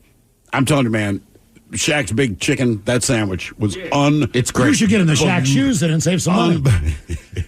Seriously, go to Target, man. Get Shaq shoes. No, man, if you like Shaq, then if you got him, he likes Shaq as a pitch man. I'm talking about he money. likes Shaq saving money. for chicken. He does not want Shaq shoes. How do you know that? He hasn't put them on yet. He does not want Shaq shoes. They're so comfortable. He's real particular about his shoes, and Shaq has not come up in the conversation. I heard Shaquille O'Neal DJing from my hotel room. Oh, yeah? Until like 4 a.m. I heard he's a badass DJ. Awesome. He was. He followed Swedish House Mafia at the club. But from our hotel room, you could see the club, and it's like, we're up way too late, but it's 4 a.m. And I'm like, Rob, come out here. They're still shooting off fire and lasers. Yeah. That's DJ Diesel. Jesus. Razor asked, what is he on? I mean, Mike, you know I'm not lying. Right. I mean, look, I was up till 4 a.m. and I was like, these people are crazy. Yeah. Razor asked, what is your most visited restaurant or the establishment you've frequented the most? There's a couple named Mike and Judy McNamara, and they just retired. And basically what they decided to do was just head out on the road. So they're kind of in a one of those Sprinter vans or whatever the hell, and they're just kind of exploring the United States. But they have a quest, and their quest is to eat at every Texas roadhouse in the United States. Now, they've already carved up a large chunk of the locations they need to visit. Currently, there are 620 Texas Roadhouse locations in the United States. That was going to be my question. Unsurprisingly, Texas leads all states with 76. Texas Roadhouse. Do they just call it Roadhouse there? Probably. Good question. Good question. Florida, Ohio, and Pennsylvania rank 2nd, 3rd, and 4th. They've got 45, 37, 36 of the steakhouses. They have already eaten at 437 of the 620 locations in the country. What do you think it smells like in their Sprinter van? Well, their quest is to eat at every single one. So just so you know, they have not made it out west yet. And there are locations in Oregon, in Idaho, Montana, Utah, and Colorado. So they've got a ton of traveling to do on the West Coast. Now, if you know our area, you know that the location for the Texas Roadhouse, or maybe you don't, is Joint Base Lewis McChord. Oh, yeah. Correct. Which might take some finagling to be able to get in there. I'm not sure 2 civilians pulling up I don't know how it works, man. can just roll in. But and go, look, you're the only one that has it. Come on. Well, there's also one in Kennewick, which is kind of a haul, and there is one in Spokane, so they'll have to hit those 2 locations as well. They were interviewed on a local television station, and they are from Virginia. They spoke about their love for the Roadhouse, saying it's good food, it's more like home cooking, and as time has gone by, it's not just the food, it's the people who work there. They're a big family of employees and very nice. Have you ever seen their menu? It's pretty extensive. I know I'm not they're going to read, but famous just it's for those rolls. Their categories. They have their appetizers, salads, hand-cut steaks, fall off the bone ribs, Texas-sized combos, dockside favorites, chicken specialties, country dinners, Now we get to burgers and sandwiches, sides and extras, kids and ranger meals, then beverages, desserts, et cetera, et cetera. But good. But I mean, Lord, there's something on there for everybody. I mean, even your daughter could eat there. There's probably 2 or 3 things she could get. Assuming they have pasta, buttered, nothing else. Just butter. Just butter. No salt, no pepper, nothing. Man. No Parmesan cheese. We were in, and she likes chicken fingers. So when we were in Mexico in April, a very good friend of ours happens to own a restaurant there. So he knew my daughter was coming. And the day before we went, he sat down and grilled my daughter about what she will and will not eat. And I mean, this had to be a 10-minute conversation, but all I hear from her is nope, nope, nope, yes, nope, nope, nope. So the next day we go to the restaurant. Keep in mind, it's kind of a fine dining place. He has set aside time. He made fresh pasta for her, and he made homemade chicken fingers, which are some of the best chicken fingers I've ever eaten. She was down with the chicken fingers, very appreciative. Thank you, Alistair, for doing this for me. When they brought out the pasta, she looked at it and pointed. They had the audacity to include Parmesan cheese. What? Oh, no. Oh, no, it's a no-go. And so he walks out. They're busy, man. He walks out in his apron. He's kind of smiling. He's like, for real? She's like, I said buttered pasta. Like that's all I want. I don't want anything else. Just what I say, buttered pasta. He's like, Jesus Christ. I said, hey, man, I tried to explain this to you. Don't make anything fancy. Don't do. He's like, it's Parmesan. I'm like, I understand this. But if you don't hear the word leave her mouth, do not include it. Does that mean she won't try anything new? So she doesn't even know what Parmesan tastes like, right? She knows what it tastes like. She just doesn't like it. So she's happy. Or her memory is that she doesn't like it. Because at this point, man, honestly, it's been 5 years since she's had Parmesan on pasta. So whatever your memory. Will she put it on pizza? No. That's wild. I told you, I watched one of my cousin's kids. Nobody was keeping an eye on him, and he came out with like a piece of pizza that had so much Parmesan. It was like, we were like, geez, like, is there pizza under there? Okay. Parmesan's weird, as I've seen kids that love Parmesan. Yeah. But try to give them one of those little Parmesan crisps. Oh, they don't want any Parmesan. It looks wrong. Wrong form of Parmesan. Any toppings on pizza for her? Yeah, pepperoni. Okay, all right. So that's but still, again, like I said, she does this long deconstruction. Where the hell? Oh, we were at the baseball game. Yep. And so my daughter, she got a pizza. Mike, you were there. And I just kind of nudged him and pointed over. Like, look, I'm not here to embarrass her, but I'm like, just take a look. So by the time Mike looks, it looks like brain. It looks like a full moon. Because the indentations where the pepperoni had been are now missing and look like craters. Then she slowly moves on to the cheese. Like I said, she eats the ingredients one at a time. Does she eat the actual bread, the crust? She will eat it to the point, up into the actual crust. Uh-huh. So she'll take out most of the triangle, then that little round crust. So when she's finishing the pizza, it's just sauce on bread at that point. Oh, there's no sauce left. Oh, she's licked that off. Oh, dude, it's, like I said, all the ingredients, and it's one. And she will not eat cheese before she eats the pepperoni. So all the pepperoni, and she eats very slow. All of that is eaten first. Now you're down to this cratered-looking pizza with oily spots with the pepperoni a bit, and she will pull the cheese off. And she will eat the cheese and make her way around the pizza. Then she will pull the soft slice and eat the soft slice up until the naked crust. And that is how she eats pizza. And there's Do any of her friends say anything like, hey, what's going on over there? I'm sure they have. I even told my wife, I said, look, man, her first date, whoever the dude is that says he wants to take her out, I'm going to give him money and tell him, look, I'll pay for your date, but the deal is you got to take her out for pizza. And if he comes back for a second date, he really likes her. Random. You can be there for a hot minute watching her eat pizza oddly. And that's all I'm going to tell him. Like, no, I'll pay for it. Just get pizza. You'll understand why. Hello, Matt. Welcome to the men's room. Hola. Hola. Matt, welcome to the program. Read a question. So I told you before, I was hosting an event, and I went, I forget which one it was, but I spent a lot of money on these authentic Chicago deep dish pizza. And all the kids are like, what? No, that's not what pizza looks like. I'm like, well, it's the same topping. Like, just try it. It doesn't, dude. Right, just, no. If it's macaroni and cheese, get it out of the box. And that's what I learned, too. My buddy pizza, Sean. just order it from somewhere and don't spend anything more than Little Caesars money. Right. He spent hours making homemade mac and cheese, but it wasn't yellow. They refused to eat it. Yeah. I mean, kids are amazing. Right? All right. Come on. Matt, let's go with this one for you. Matt, are you in a relationship? Sure am. Okay.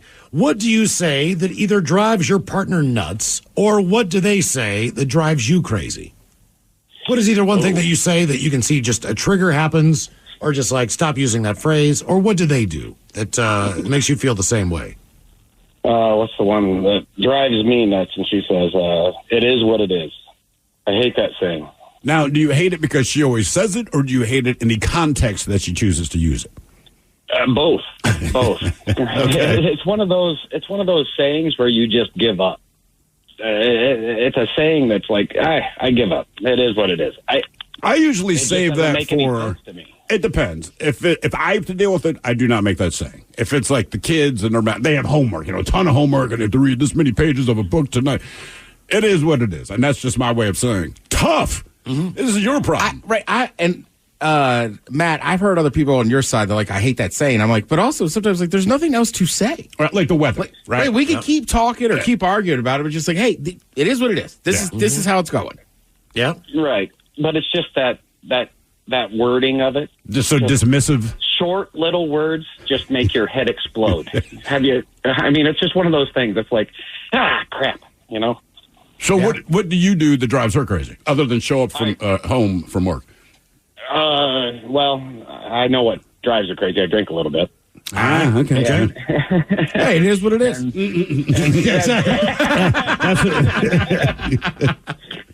That and I call her babe. She doesn't like that. She doesn't like babe. You're not referencing the pig. You're saying, or maybe you are, but I would assume you're not. Yeah. No. Does she prefer? I don't even know when I say my wife's name unless I'm talking to someone else about it. I don't think I ever say my wife's name to her face. No, so honey, babe. Yeah, whatever. It's kind of like they're walking up the steps in front of you. You're going to smack their ass. It's just part of it. Right. That's it. This is part of the deal, man. Honey is the one that gets me in trouble. I don't know why, but I only use it when I'm frustrated. Well, then that would but be you would why. never use it to a waitress. Say, honey, can I get another beer? No. It's not that it's not that. No. But I'm saying when I'm in a relationship, a lot of people say honey to their wife or girlfriend all the time. I just, for whatever reason, I never really realized it. She was like, you only call me honey when your hand's moving and you're frustrated. I'm like, all right. Honey. Well, either way, babe, we don't have freaking time. Babe, okay. I don't have time for this, all right? It is what it is. That's right. What it goes. Could you grab me a sandwich on the way? Mm-hmm. Honey, no. I'm already late for the thing. At least it's just honey. My mother was the worst, man. My mother, so she always called me Shang-a-lang. I have no idea what it comes from, but, once a parent has a pet name for you, that's what it is. So I can call her, and I'm 55 years old. Obviously, she sees my name pop up in her phone. Hey, Shang. It has shortened to Shang. And I stopped fighting it, right? Okay. But she still says this to my dad, and I just see him bristle. She doesn't realize. She calls him Honey Bunny. Mm-hmm. Man, and my dad's like a man's man. You know what I mean? But they're at a restaurant, and, the waitress is standing there. And what would you like? His hearing's going away a little bit. So my mom would be like, Honey Bunny, she wants to know. And you could just see him look, good. I'm making up my mind. Calling me that. Show him Pulp Fiction. And then maybe she'll stop using that term. Yeah, right. Reese, we asked, what do you say that drives your partner nuts, or what do they say that drives you crazy? They say, are you a passive-aggressive person and you don't even know it? Someone asked a psychology expert for phrases people don't realize are passive-aggressive. So here damn it, are the top 6. Some of these never really affected me. A lot of them I am guilty of, without question. Some I'm not guilty of, but drive me nuts. Hey, you're just being way too sensitive about this. No, I don't say it out loud. I think it, but I don't somebody says that to me, I know damn well they're passive aggressive. Yeah. It discounts her feelings. And when are you supposed to? The reason I hate that one is okay, so when am I supposed to bring it up? Because whenever I do, it's not the right time. It's not the right time. It's like, well, we have to talk about it sometime. You should run for Congress on that level. Yeah. Can't talk about it yet. What if I said this? All right, if you say so. I say that plenty. If you say so, which basically means I don't really believe what you're saying. 2 + 2 = 5. All right, if you say so. I generally say that at the point that the conversation, you ping-pong back and forth. And it's always something stupid like, that was the actress and so-and-so. Nah, babe, you got her confused with so-and-so, blah, blah, blah. If I did that, it's okay, if you say so. It's not worth fighting about. I'm just dropping it. Not Next a big one, which is passive-aggressive that you maybe don't realize. Whatever. In other words, I would think you would know that's a little passive-aggressive. I mean, you truly whatever. I don't ever care. This is after 7 different suggestions on what we're going to have for dinner. Fair enough. Once I get to that point, I'm like, you know what? Whatever. I don't care that much. Like you do. Right. So you pick the damn... I'll eat anything. Whatever. I don't want to pick it. I don't really want to watch this movie, but whatever. If you do, that's fine with me. But then again, I'm just coming across as being passive-aggressive. This is the one I hate the most, and it comes in at number 3. Hey, man, are you okay? I'm fine. Because I have a general interest in your health as far as your mental health. How are you doing? Are you feeling okay? Did you have a bad day? Did you need to talk? Did you talk to your mother? What in the hell happened? Right. And then I'm fine.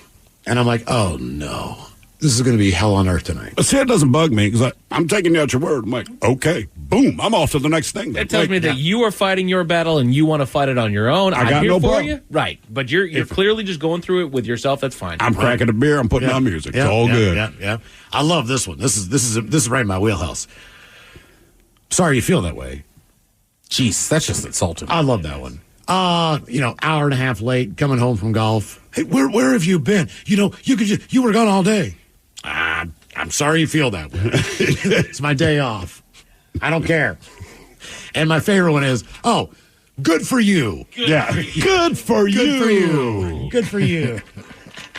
Like I said, I remember our old boss, A.E. Dave. I don't remember what we're going back and forth about, but he got pissed, right? And I remember him telling me, and I don't appreciate the passive-aggressive attitude. And I looked at him and said, I'm sorry that you thought any part of me was passive. It made things much passive-aggressive easier. is not the term I'd use to describe you. I'm passive, bro. Thank you. That's what bothers me. Agro-aggressive. Passive? Am I losing my edge? What kind of bitch is passive? I'm telling you directly what I think. More than a question coming up, 206-803-ROCK. Hey, it's Tiki Barber with a special message for Seattle businesses looking to diversify your income. Amazon Hub Delivery is making it easy to earn extra money. When you partner with Amazon Hub Delivery, you and your staff will deliver packages to customers in your area. With each package delivered, you'll gain extra income and exposure for your business. There's no upfront cost, no delivery experience, and no long-term contracts required. Sign up to learn more at amazon.com/hub delivery. That's amazon.com/HUB delivery. Selling a little or a lot? Shopify helps you do your thing, however you cha-ching. Shopify is the global commerce platform that helps you sell at every stage of your business. From the launch your online shop stage, to the first real-life store stage, all the way to the did we just hit 1 million orders stage. Shopify's here to help you grow. Whether you're selling scented soap or offering outdoor outfits, Shopify helps you sell everywhere. From their all-in-one e-commerce platform to their in-person POS system, wherever and whatever you're selling, Shopify's got you covered. Shopify helps you turn browsers into buyers with the internet's best converting checkout. 15% better on average compared to other leading commerce platforms. And sell more with less effort thanks to Shopify Magic, your AI-powered all-star. Shopify powers 10% of all e-commerce in the U.S. And Shopify is the global force behind Allbirds, Rothy's, and Brooklinen, and millions of other entrepreneurs of every size across 175 countries. Plus, Shopify's award-winning 24/7 help is there to support your success every step of the way. Because businesses that grow with Shopify. Sign up for a $1 per month trial period at shopify.com/Odyssey Podcast, all lowercase. Go to shopify.com/Odyssey Podcast now to grow your business, no matter what stage you're in. Shopify.com/Odyssey Podcast. This episode is brought to you by Progressive Insurance. Whether you love true crime or comedy, celebrity interviews or news, you call the shots on what's in your podcast queue. And guess what? Now you can call them on your auto insurance too with the Name Your Price tool from Progressive. It works just the way it sounds. You tell Progressive how much you want to pay for car insurance, and they'll show you coverage options that fit your budget. Get your quote today at Progressive.com to join the over 28 million drivers who trust Progressive. Progressive Casualty Insurance Company and Affiliates. Price and coverage match limited by state law. Coastal Farm and Ranch, we're just what the country needs. On July 24th through the 28th, it's buy 2, get 1 free on Country Companion Feed, buy 3, get 1 free on Sunglow Show Feed, and buy 3, get 1 free on large bags of Purina Feed. Coastal Farm and Ranch, we're just what the country needs. Get more feed for less this week at your local Coastal.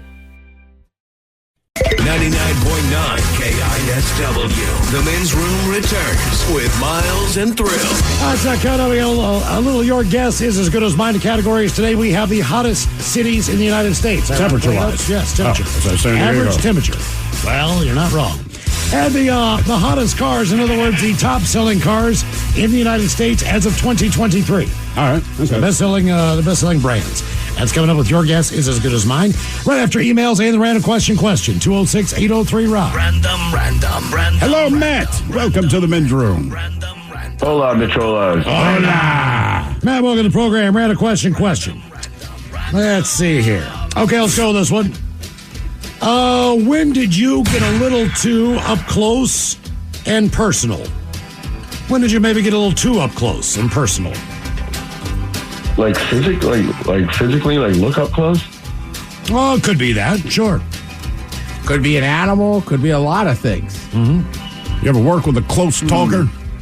If they were any closer to you, they'd be standing behind you? Oh, God, yes, I have. Okay. Actually, yeah, dude, there used to be this guy at the bar that I used to frequent a few years ago, and, he was the nicest guy. Like, he was this older dude, always had stories to tell and stuff, and it's like, but, dude, I don't know what was with his mouth, but, it took all I could to, just not want to vomit. I don't know how to explain it. The second it opened his mouth, it was just, he must have had halitosis or something, and, I didn't think, just standing to him in regular distance talking, it was almost unbearable. Okay. All right. So, yeah. There we go. We've had some of that. I have a buddy that, he was my roommate, so we shared a lot of things. But when you go out, including a toothbrush. No, he would just reach over and take a mozzarella stick, or he would just reach over and take a French fry. I'm like, dude, this is my food. Who was, I don't want to say. My buddy Chad, he just, hey man, and he doesn't even I'm going to take that wing. And I'm just like, you're not taking my wing. There's 8 wings. But he did it with friends. He would do it with everybody. Yeah, if you had... But he wouldn't do it to a random stranger. No. He would not walk up to a table. That'd be a bit one. But he would look good. Yeah, whatever what came to the table, it was fair game for him. And I'm always like, man, if it's nachos, okay. But other than that... Well, you said that a former coworker... dip, sure. A coworker of ours, you were at dinner, either both of your daughters or one of your daughters. Oh, yeah. And this woman ate your daughter's hamburger, off of her plate? Most of it, yeah. What? Again, they're adults now, still bad, but they were kids at this time, all right? And Miles is out to dinner. This coworker is there as well. And as Miles explained to me, her daughter, got a burger, I guess? Wait, was burger this and fry. before that concert? Yes. All right. I will say, in defense of the coworker, the problem was we were in a private room, at a bar. So I think maybe they thought everything was fair game. I don't know. Yes, but that food wasn't available in the room. I just feel like if it's a burger on some, I get it with wings, and maybe I walk in and I grab wings, cool. But I would never think, well, Miles is sitting in front of a burger. Everyone else is eating wings. Right. I need half of Miles's burger. Well, the thing is, look, typically in those situations where it is a catered event, whether, you're lucky enough to be in a box or, you just have a little private thing going on in a room for a holiday party or whatever, they might have little tiny sliders or something like that. But not a full damn hamburger with bacon and cheese on it and a side of fries. In front of a child. You can definitely see the difference between something that was ordered and something that was a piece of cheese that was in a meatball that was picked up on a small plate. And the only person that can steal off of a child's plate is the parent. That's my rule. I'm going to eat some of your French fries. Let's tell them to see if they're poisoned. They're not poisoned. I'm like, you don't know that. And I'm going to take a sip of your drink, make sure it's not poison. My son, he threatened to do it to a beer of mine recently. I just want to see if it's poison. I said, it is. Yeah. It absolutely literally, it is poison. This is a poison, so I've got that. I would take a chicken wing. I would ask. Sure, yeah. But I'm probably a little guilty sometimes of just reaching over to a buddy. If I got tots and be like, try. If you have something in return, I feel like you got tots, I got fries, you grab a fry, I'm grabbing the tots. All right, for instance, that's equal. Me and my buddy sit down. This is last week, right? All right. We were going to split an order of wings, and then I said, what are you getting? And we were going to order the same exact thing. So I said, that's funny. And then he said, well, I don't want to get the same thing. So then I switched to a quesadilla that comes as kind of like a meal. Okay. And he gets a sandwich, and he goes, I almost got the quesadilla too. So I said, how about this? Quesadillas comes in 4, sandwiches comes in 2. You could have 2 quesadillas for half your time. Okay, that's a negotiation. I'm down with that, yeah. I would make that trade. All right, here's one that drives me nuts too, okay? Except the quesadilla came in 3. Yeah. All right. Oh, did it? So, yeah. If you wait, what did you do? Did you give them 2? It's a big quesadilla. It was a fair trade. All right. Okay, all right. Okay, how about this one? All right. Here's an example. And I find that the females are the guiltiest on this one. But, okay, I have done that thing before where I get the hummus plate, okay? It comes with, I don't know, some slices of cucumber. There are a few olives on there, maybe a tomato slice or two. But there are, a little small stack of pitas that you're going to hook that up with. Why is that pita now yours? Why? What said on this plate that this is for everybody? Like, I ordered this as my appetizer. It's hummus. Like, I'm dipping in this thing, and now you're double dipping. The bread's the thing. Yeah. You can't steal my bag. Hummus plate as an appetizer, again, like nachos. I think it's fair game on the table. See, but why? It can be. But to me, here's the move to me. If I'm eating it and it is directly in front of me, I'm letting you know I have peed on this tree. If I push it out to the center of the table. Correct. But to me, like, if it's in close proximity to my chest as I'm sitting there, like, I'm not saying I won't share it, but I'm making it very clear that I really don't want to. You know, my wife and I had this conversation Appetizer last doesn't night. mean all involved. Right. No. We went to... Wait a minute. To me, if there's more than two people and you order, let's say there's even three, all right, and we get two appetizers, to me that says those are fair game. Now, sometimes you might not know somebody ordered nachos specifically as their meal, and you grab one and they shoot you a death look, and then their wife says, he's eating that as his meal. And I was like, oh, my bad. I do feel like that's a fair call with nachos. Like, hey, man, this is my dinner. Well, my wife and I were talking about this last night. We went to a restaurant, Bar Dojo, up in Edmonds, right? It's our 17th anniversary. Fine. Go up there to eat. We're having this exact conversation where I pointed out that she'll order sides for me, depending on whether she wants sweet potato fries, the salad, because I wouldn't order those, right? So I said, but the fair trade is, I like that when you get a Cobb salad, I eat all of your toppings. And she's like, I don't give them to you, you take them. Yes. Now, honestly. That's the best part of the salad. Well, no, I told her, I said, look, man, that's really not how I see that. She's like, I order the salad, your fork comes over, you scrape all the good crap off. Yeah. And I said, but I thought you were okay with that. And she's like, I have come to terms with that. She's like, I have not offered that to you. It's what you do. And I'm like all the deli meat, the egg, the cheese. I really, up until last night, So she just eating lettuce with blue cheese. Which I thought was weird, because I made that comment to her, and she's like, you take it. I'm like, hey, man, my bad. I really, you know what I'm gonna in my do? mind, you were offering. I wish I was around these people that do this, and they can all sit there, and I do everything weird just to see the look on the server's face. Like, what kind of soup do you have today? Oh, we have a chicken noodle. Could I get a bowl of that with 3 spoons? And then I'm going to put the soup in the middle of the table, and I'm going to give everyone a spoon. Go for it. It's like when I order a dessert and they come with 2 forks and 2 spoons. I'm like, oh, no. Just because I ordered this does not mean you could order a dessert too. I don't want the crappy dessert that you ordered. You're not entitled to mine. I almost got in an argument with the waitress about this because she said, I can't remember what I ordered. It was like a little creme brulee or something like that. And so, and I get the question. She said, should I bring 2 spoons? I said, absolutely not. I have no plan on sharing. And she chuckled because she thought I was joking. Then she comes back and she has 2 spoons. And I'm like, the hell is this? She's like, I brought you 2 spoons. I said, you literally asked me, should I bring 2? And I said, no, because I don't want to share my creme brulee. And she's still kind of chuckling. I'm like, what about this seems like a joke? I don't. But as I'm having this argument with the waitress, I see my wife's hand come over, spoon dips in. I'm like, God damn it. And I told the waitress, this is your fault. Because the waitress knows she would not have done this if the spoon were on my side.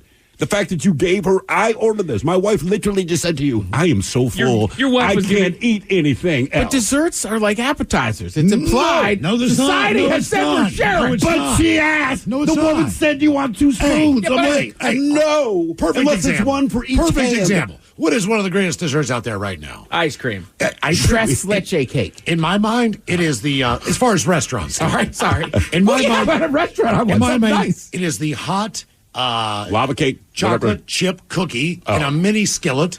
Oh, the skillet cookie. With a scoop of vanilla ice cream on top. Okay. All right. That entire thing is mine. If you touch that, I'll stab a bitch. I don't care, Chad. You're not reaching over here. I will stab you in the eyeball with a spoon and rip your eyeball out. That is mine. You could have ordered one. I had to wait 20 minutes. Right. They tell you. Right. Gotta take a minute. It's like, getting lasagna or, a deep dish Chicago pizza. I know the investment I'm making here. You can't take it. On the rare occasion that my wife and I will get dessert whenever we're sitting down, we will also establish what desserts that we're getting that we can share amongst each other. But make no mistake, you're getting one and I'm getting one. And how much of yours does she eat? a couple bites and Right. that's See, good. it's still, but she still wins. Okay, for an example. It's a 55-45 I get a couple split. bites of hers though. Okay, Yeah, yeah. right. You get a little trade off. No, also, I just don't like want to cheesecakes with fresh strawberries on top. I hate hear that me crap. out. I think also, and I don't want to speak for Mike, I also just like eating a lot of different stuff. So Yeah. Mike's been out with me plenty. I'm like, you want to get real lunch? You just want to order like 4 appetizers, dude. Damn right. And I'm down with that. But like we're saying over here, it needs to be established on the forefront. If we're going to poke at each other's plates, it needs to be decided in that moment. Because like if I get a doggone rogue fork that comes out of nowhere when I didn't expect it, I'm going to be a little bit pissed. But she asked me. That's like if Your wife was totally giving her the eye. Bring 2 spoons. she probably did, or some weird telekinesis. and I would understand if she brought 2 spoons and we had not just had this conversation, but you physically asked me out of your mouth, do you want 2 spoons? And I was very clear. I said, no, because I have no intention of sharing. And I don't know why you thought that was funny or how that was a joke, because it was neither funny nor was it a joke. And then my wife ate half my creme brulee anyway. Because you gave her the tool to do the deed. All right, man. we're on a date, me and you, Steve, okay? Cool. All right, this is going to be lovely, all right? We're going for some nice dinner. All right, here's the reverse mind F on the psychology of this crap, right? So I look at you and I go, would you like to try some of my fettuccine Alfredo? Sure. All right, okay. What that really means is, okay, maybe you do want a bite, but I don't want to give you a bite. What I'm really saying is, I want to try what the hell you have. So if I offer this olive branch, then you in return will feel the need to get to the point that I want, which is to eat what's on your plate. I will not get to that point. I'm just being nice because I want what Steve ordered. So if I say, would you like to try my blank? That doesn't mean I want to give you my food. It means I ordered the wrong thing and I want to eat what you're eating. And you now have to give me a bite of yours. But do I? Maybe you're just nicer Yes, to me. if I give Thank you a you for the fettuccine If I Alfredo. give you a bite, you have to give me a bite back. Yeah, it's right, bite for bite. Yeah, it's bite for I would bite. also say I've been very guilty of. I dated one girl that just she liked to eat, but she didn't eat that much. Yeah, she would just order a lot of food. So I would try to really focus her down to like something I knew I would eat either later that night or the next day when she so was you'd at have lunch work. or whatever. Right. I love. You don't want that. It's not going to keep. Yeah, like you shouldn't get that. Last You don't time, like pickles, man, so you don't want that. yeah, you should get this. Raise West, when did you get a little too up close and personal? We'll start with a story. An Algerian man was recently convicted for indecent behavior and sentenced to 2 months behind bars for hugging random people on the street to spread peace and positivity. I did that once in Portland, tripping on ecstasy, man, and everyone was really receptive, though. I threw out a random high five walking through the airport once. When I got up to the line, they said, "Sir, we think you're drunk." Oh, really? And I said, Damn. I go, "Why?" And he goes, "Did you know that guy you just high fived?" And I go, well, no, I'm just excited. He was like, sit down. Are you serious? But I still made my flight, but I was like, all right, note to self. Yeah. Right? It was like, right. I was like done with the second leg of like 3 layovers. So I was like, all right, let's get on this plane. Guy's name is Mohammed Ramzi. He's 30-something. He's a vlogger. He's from Algeria. He sparked outrage in his home country last summer. He was doing the TikTok thing. And he was inspired by another vlogger who became famous for different social experiments, like just hugging random people on the street. Only that kind of thing apparently very frowned on in Algeria, as the footage sparked outrage and attracted condemnation from the general public. And not even an apology could stop the imminent charges against him. Last year, a court found him not guilty on all charges, but his case was then referred to a judicial council after prosecutors appealed the decision. This time, he was found guilty, and they brought up the public clip of him hugging people with a display of indecency listed on the documents. According to the decision, Ramzi has to spend 2 months in jail and also pay $37,000 American dollars. Damn! So there you go. That's one case of being a little too up close and personal. Then we have this one. Ted, you'll like this. We all know Leslie Jones. Sure. I don't know if this is being too up close and personal, but I mean, I'm guilty of what she does not like, and I understand her position. But I would do it anyway. She's a germaphobe, okay? And when it comes to her pool, she is very strict about who gets in it. And before anyone does, they have to sign some kind of code of conduct or contract before they get in her pool. Why would anyone need a contract or code of conduct to get in a pool? Why? When they're a germaphobe. On the Howie Mandel Dust Up podcast, Leslie explained She keeps the water at 104 degrees, and people don't necessarily know. Wait, say that again? She keeps her pool at 104 degrees. That's a hot tub. Pretty much. Yeah. People don't necessarily know how their various orifices will react to that temperature or what might be released from them. That's why when you get into a hot tub, guaranteed you're just no. Hot tub. Okay. That's what we pay for later. Yeah. Do you know the shower beside the pool? What's that for? You're supposed to rinse off every pool you go into. You should shower first. Right. Get into the pool and then probably shower afterwards. That with chlorine is off. correct. She makes everyone shower and go to the bathroom before they get in her pool. Hey, go pee. That's fair. This is like taking the kids on a long distance trip. That's exactly what I was saying. Without the shower. Oh, and I do say, if you do pee in my pool, you are out. Not just out of the pool either. Quotes, I tell them, if you pee in my pool, that means you will pee in my life. Oh, and even if you try to sneak a pee, she says she'll know. Now, that look on their face. Every time I go to a pool, I could tell where someone's peeing. It's just this dead look. I don't disagree with that. As far as being too up close and personal, you come to my house. Yeah. I offer you the opportunity to get in my pool. Sure. I have one rule. Just don't pee in the pool. Yeah, I'm probably going to pee in the pool. Keep in mind, I don't go to the pool to pee in the pool, but it seems to me if I've got to pee and I'm already in the pool, what better place? My cousins used to have a sign. They had a suite above ground pool, the old round. Oh, yeah. In their bathroom, it said, "We don't swim in your toilet. Don't pee in our pool." That's a famous one. That really is. Yeah. Can I poop it? And it's also right up there with the other one about the first day you buy a boat and the day you sell it. Right. And one more on what did you get a little too up close and personal. A woman staying at a lodge at a French zoo, listen to the story, ended up jogging through the safari zone, which is very well posted, by the way. She was then attacked by 3 wolves. The 37-year-old was staying with family at a lodge within the safari park and zoo, a little bit west of Paris, when she was attacked on Sunday. They said she somehow strayed into the park's main safari zone, which almost seems impossible because this needs to be gates gated, and everything else, right? where only vehicles are allowed. Then 3 Arctic wolves attacked the woman, biting her in the neck, back, and the calf of one leg, according to the BBC. Noted that park attendants heard her screams.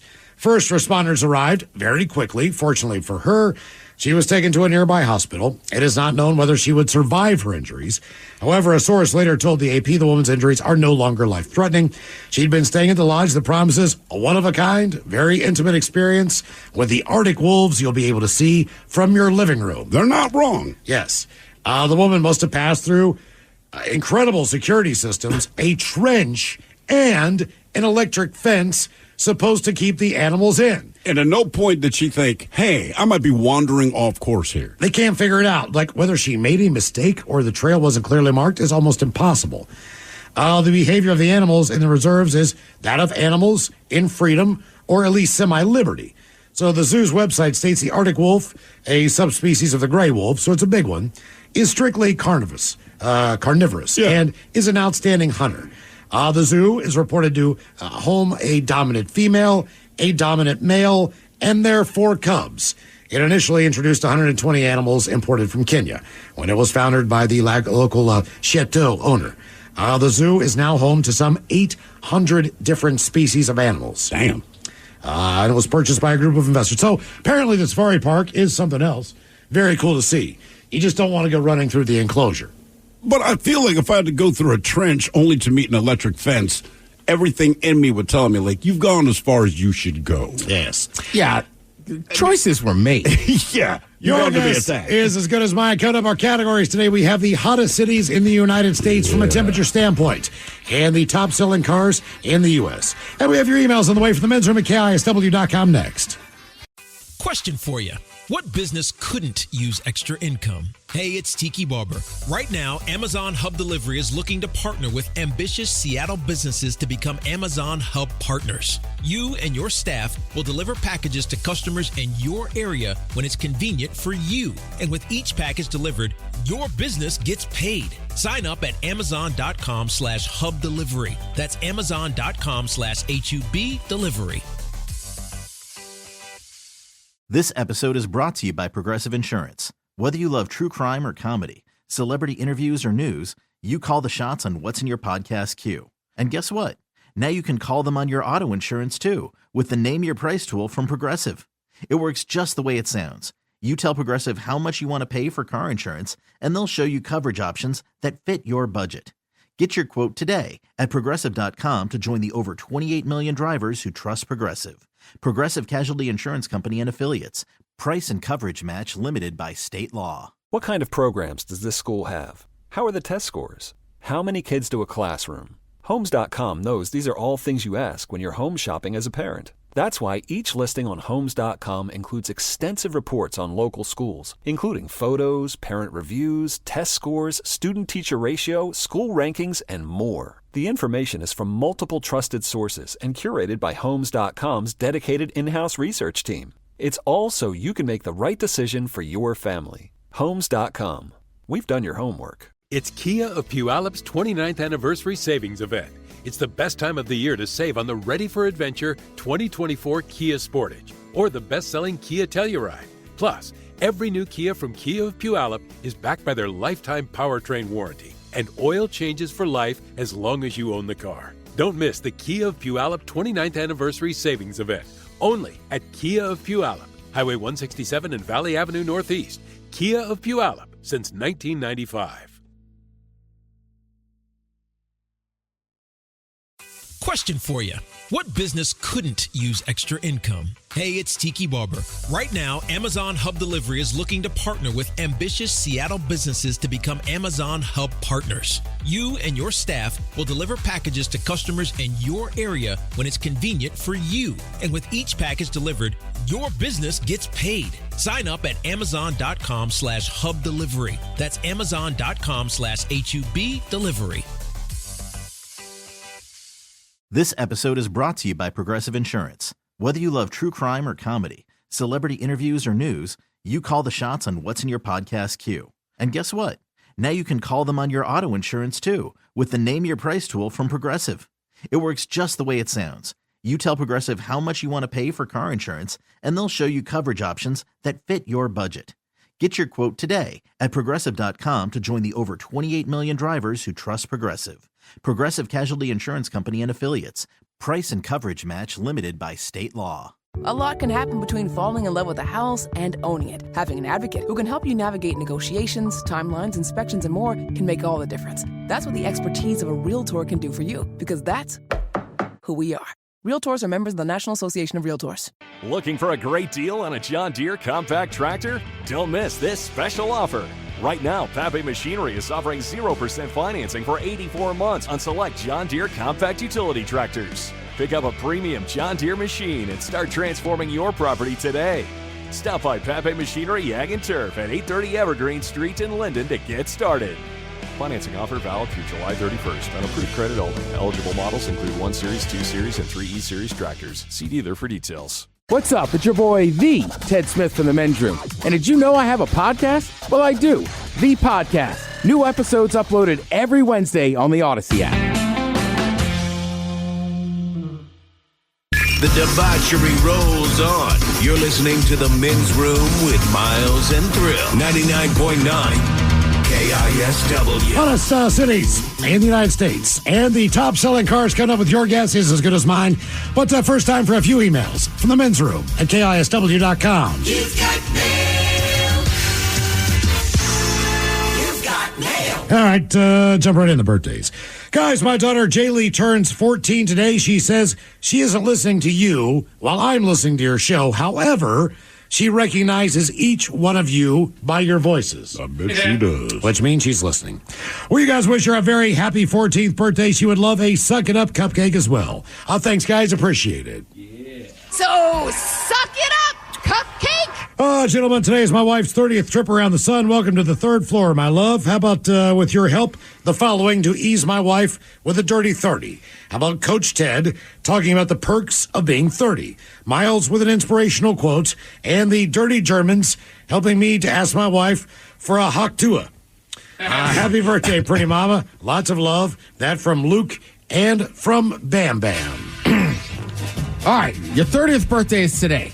The first fun thing you get to do is for like the next couple days, you got to look at your friends that are all 29 and go, listen to your elders. All right? I did that for about 6 months. Annoyed all my friends because they're kids, youngsters, idiots. Number 2. Also, man, now you're 30. You woke up today, guess what? Nothing effing changed. You're the same person. You're just 30. All that anxiety. Go to hell now. Have a birthday. Okay. Inspirational quotes. Haven't done these in a while. I'll do a couple of them for you.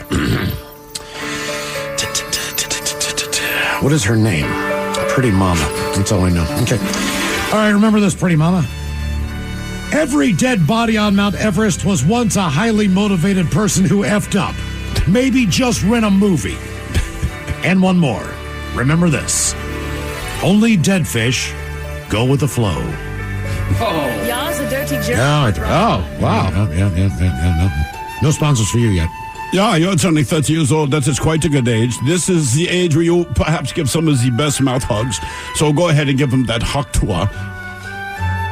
So, by this age, you should know what you're doing.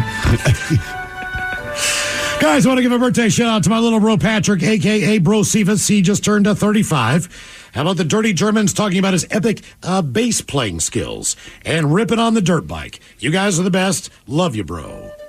Yeah, as a fellow bass player, I know one secret. It's the only reason we picked up the instrument is so that we can keep plucking the G string. Yeah, which is ironic. Shows the bass players. Yeah, it's the only G string we get to plug. Yeah, but good thing you have that quick wrist on the throttle. All of Men's Room want to give a big happy 37th birthday shout out to Corey. We love you and thank you for everything you do. He's been a longtime fan of the show, and this is his first ever Men's Room birthday shout out. So please make it special. With a big old fart, a bong rip, and the Dirty Germans telling him where to get the best cheeseburger they've ever had. Happy birthday, Corey. That from Hully and from Eli. Multitasking.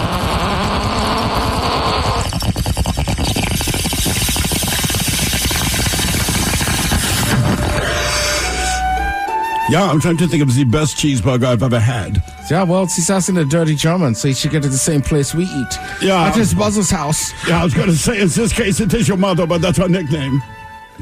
Seems weird to ask the Dirty Germans about the cheeseburgers. Yeah, but your mom has a good one. Yeah, and you don't know my friend James. All right. It seems like the meat and the buns are separate.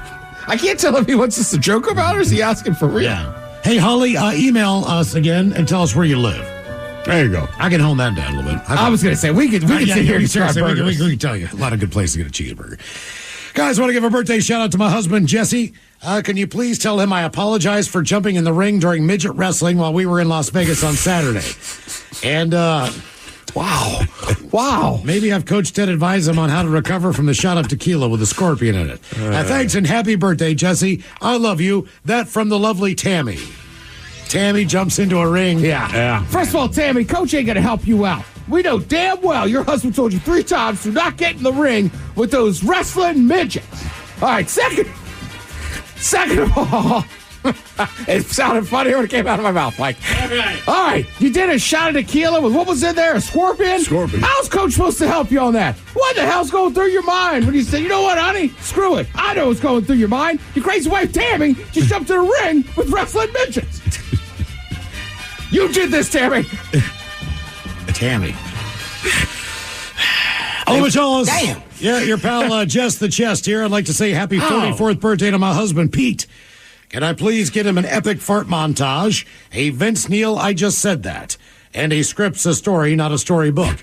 Then the captain talking about being a filthy retired Navy sailor and some dad jokes from Miles. Thanks, guys, and we'll smoke it up at the next event. That from Jess.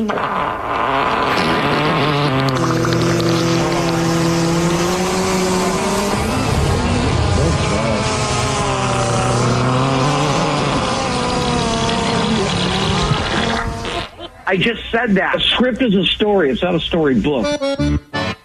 Ooh, well, ahoy there. First of all, Jess. Damn it, Tony. I told you not to fart close to the mic when I'm on the air. I do it once a show. Can you just contain Tony the Tiger, everyone? First of all, I appreciate you believing that I'm a retired sailor from the Navy. Let's just say I was dishonorably discharged. Turns out I didn't know this, but smoking hashish with the leader of a rogue nation is not really a good look. But I'll be honest with you.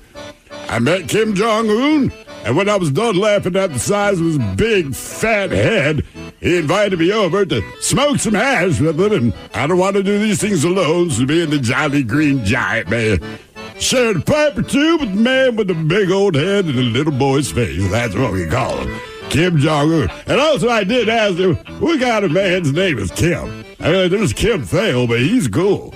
You're just a short, fat, weird guy in a country that nobody wants to visit. Crunch Bass. Jesus. All right, Pete, here you go. Guys, I tell you, I got pulled over by a cop this weekend. Oh, yeah? Comes up to the car and he says, papers. I said, scissors, and drove off. Here's a religious joke. What kind of snacks do Christians like the most? What kind of snacks do Christians like the most? I don't know. Jesus. And one more. Boy goes to his mom. He says, Mom, is it bad to have a penis? And the mom says, no. Why? And he says, because Dad's upstairs trying to pull his off.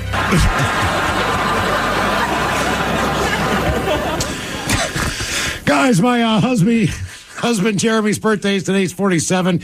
Huge fan of you guys. Always listen to your show. Dirty Germans and fart noises always crack him up. Thanks for always making us laugh. That from the lovely Jen.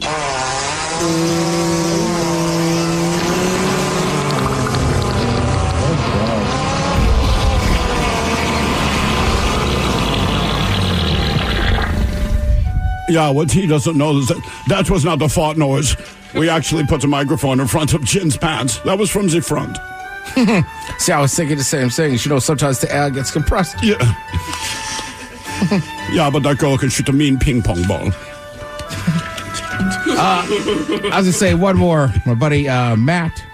We all know him. He's work for a local sports team around here. It's his birthday today. Oh, very nice. Hey. Yeah, how old is he? Or do you know? Sorry, I you should not don't have say asked. your friend's age. That's right. I see. Good looking out. All right, guys, here you go. Happy, happy, happy birthday. Happy, happy, happy birthday.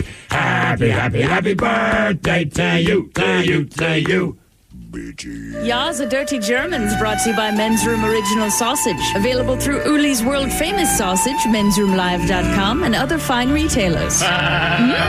Schweinefleisch. Thank you, Bob. And all right, let's get a contestant on the line for your guess is as good as mine now at 206-803-ROCK. I have one extra email while we wait for that contestant to call in. It says, guys, I just wanted to reach out regarding a mishap I had over the weekend that I know that you will enjoy. Call me Daryl to help hide my shame.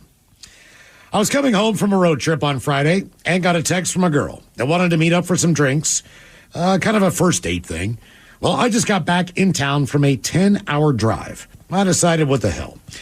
So we meet up. Everything was going fine till a few hours go by, and about 5 drinks later, I get up to grab another round and totally crap my pants. Oh, must have been the fast food on the road trip. I do a bit of a fast walk to the bathroom where I proceeded to clean up best I could. I tossed away my underwear in the trash, cleaned my pants the best I could. So there I am. No undies, a bit tipsy, and embarrassed as all hell. Lucky for me, no one noticed or said anything. So I casually go back to our table with some fresh drinks and finish off the night. After that round, I told her I was still a bit tired from the road trip and would love to see her again another time. Kissed her goodnight and everything. You have heard of the Puke and Rally now. I present you with the Poop and Rally. I recall hearing on your show where you would rather poop yourself and let you tell the first date. That was not my choice, but you got to work with what you got. Cheers, guys. Again, that from Daryl. And Daryl made it work. That was my choice in that situation. Was like, I think I could play this off. He just went the full on, like, I'm not going to say a doggone thing. I'm going to slip right out on it. I mean, I wouldn't say anything. It definitely was not my choice when we had that poll up, but I don't know. I mean, I wouldn't say anything. You know, it's not a situation I want to be in, but I'm not going to come clean to my first time date. Like, hey, by the way, listen, man, I'm going to cut the night a little short. In the spirit of transparency, I pooped my pants. Right. I just feel like not a good look. You played it up. You got a second date. Yeah. Let's go. I like you so much, I crap my pants. I wonder if she listens to this show like, you know, it's weird. Because I went on a date with a guy that drove 10 hours and decided to meet me. Right. Said he'd love to see me again. I didn't know your name was Daryl. You said it was Jeff. Doesn't normally happen. I just got excited. All right, time for a little Your Guess is as good as mine. It's an easy game to play. We get a contestant on the line. That would be you three today. You select from one of two categories and try to get as many right before 3 strikes and you're out. You know how the game is played. The category today. We have the top 10 best-selling car brands in the United States. Mike, you have a little advantage here working at a car auction. No, I did. So you know a little bit more about cars. A little bit. We also have the 10 hottest cities in the United States. Kate Upton. This ranking was made by extracting the average temperatures in Fahrenheit per month in each city for over 1 year period. All cities Do they in the think United they States. get a different result if they did it in Celsius? I don't know. All cities are with a population over 300,000. All right. So we have the top 10 hottest cities, ironically enough, and the top 10 best-selling car brands in the United States. Where do you guys want to go? What do you think, gents? I mean, it almost feels a little bit like cheating, but since you're on our team, I think we go with the car. Okay. Go with the car? Okay. All Let's see what we right. can do. We're counting on you, Mike. All right. I'm going to screw this up. I know It's just brands or is it specific cars? These are brands. Brands only. So it's not like you would say, a Cadillac Escalade. Right. You might say- F-150. You would say Cadillac. Gotcha. And keep in mind that Chevy does have Cadillac. They do have GMC. Right. They do have just Chevrolet, like the Malibu and all that stuff. So there's a number of different brand names, even within some of the companies. Exactly. I think I would idea. start first with Toyota. Toyota, Yes. absolutely. I'll start with Toyota. Number 1. There it is. Come on. Toyota was the most selling car brand in the United States for the 11th consecutive year. Toyota makes just a great product, man. Reported sales It's economical. of 2,108,000 vehicles. Your one-for-one Toyota is number 1. I would think Honda as well. Honda in the top 10. Honda's number 4. All right. Selling about 881,000 units in the U.S. So just to give you an idea, Toyota almost triples that number or doubles that number easily. Okay. Economically speaking, Ted, you're right. Yeah, I feel like What if Ford would be there, another economical. I was going to say Kia. Kia. I have Kia on my list. I was just saving that. Okay, In case we okay. start, but yeah, I got Kia, Lexus, Hyundai, VW, Ford, and Chevy written on my list, but I'm going for what I think are the big ones up top. Right. I don't know about Lexus. I don't know. Lexus is Toyota as well. Oh, you know what that counts. Well, but it's a different brand. That's still a brand. So that's going to have a separate number than Toyota, but obviously Toyota's going to sell more based on price point. Yeah, obviously. And it's the same damn car. Right. So should we just say Ford? Yeah, say Ford. Yep. Ford is number 2 in the United States. Ford sold 1,864,000 vehicles. Nothing wrong with the Ford. I feel like Chevy is there along with them. It's just Chevrolet? Yeah. Number 3. There you go, Units Mike. sold 1,518,000. Keep in mind, that does not include Cadillac again, the GMC trucks, all that stuff. But I thought you just said we were separating the brands. Right. So like Lexus could be separate. It is. And Chevrolet is different than GMC, different from Cadillac, different from any of the other Chevrolet brands. So, yes, correct. So another one from Chevrolet, made by Chevrolet. Correct. Another Could one be from on there. So Toyota other GM cars could be So in there. Lexus could be on there. Right. I mean, I feel like America nowadays is either one of two options. It's an economy, like an affordable car, or it's a truck, which explains Toyota, Ford, Chevy, Honda. Yes, absolutely. Yep. Let's do it, Ted. I like Kia. Kia. Number 8. Yeah. All right. Units sold in the United States, 654,000 units. Kia continues its impressive sales growth here in the United States of America, they say. An increase of about 2% every year. So every year they sell a little bit more. I feel like We've been looking at Kia a lot lately. I feel like Hyundai is there as well. They're Hyundai's my basically the next same guess. car. Hyundai's number 5. Wow. 724,000 units sold. So you got the top 5. Toyota, Ford, Chevrolet, Honda, and Hyundai, and number 8 at Kia. Let me throw you guys a curveball. There are 4 more brands remaining with no strikes. I feel like they've slowed down recently just because the price point, but Subaru, I feel like, is still a strong choice. I was thinking Subaru and Volkswagen. I know Volkswagen's been declining in sales, but there's a difference between facing financial ruin and then just having Well, they a had decline. that big recall a while back because they weren't meeting emissions, and that I think that really hurt their sales, but they might have come back around. I feel like Subaru, too, is, we just see so many of them here. Right.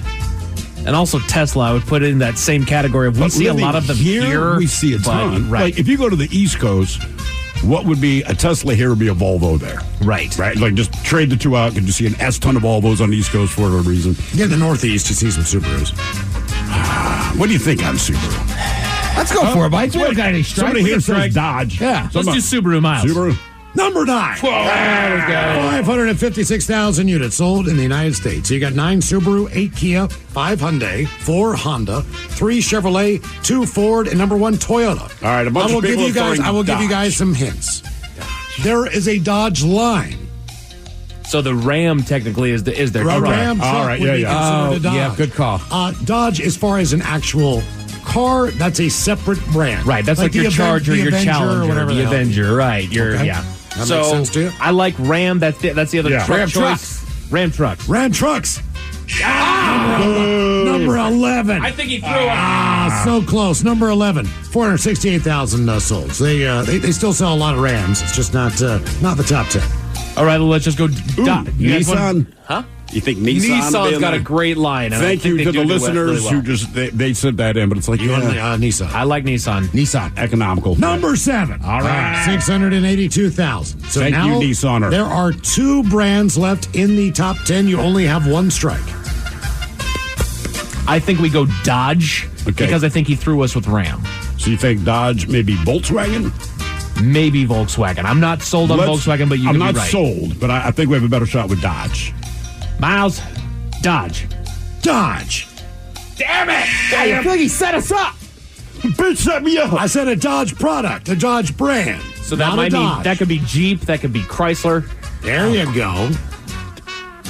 But I just don't feel like I see a whole lot of I don't know people. if Jeep. I don't know if they better. count rental car buys in this, but maybe they That would do. be- 'cause yeah. that would be Chrysler. Right, Jeep. Jeep. Real It's out. gotta be Let's go Jeep. You want to go Jeep? Yeah. Number 6. There it is. All right. Jeep in America sold 684,000 units. So Jeep is Chrysler's best-selling car brand in America, just so you know. Okay, so right now our leading final guest, because it is full count right now. We have 1 guest left. I will give you 1 clue. You'll give us 1 clue.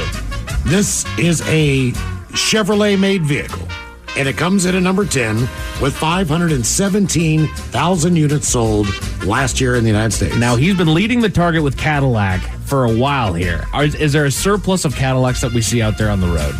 Like, has Cadillac gotten affordable recently? No.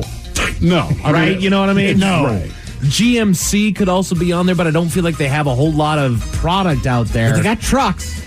They do have GMC trucks, but I feel like they're right. They're on par with Chevy. Any GMC product that you have on there has a Chevy equivalent. And I Like feel a Silverado is a Sierra, exactly.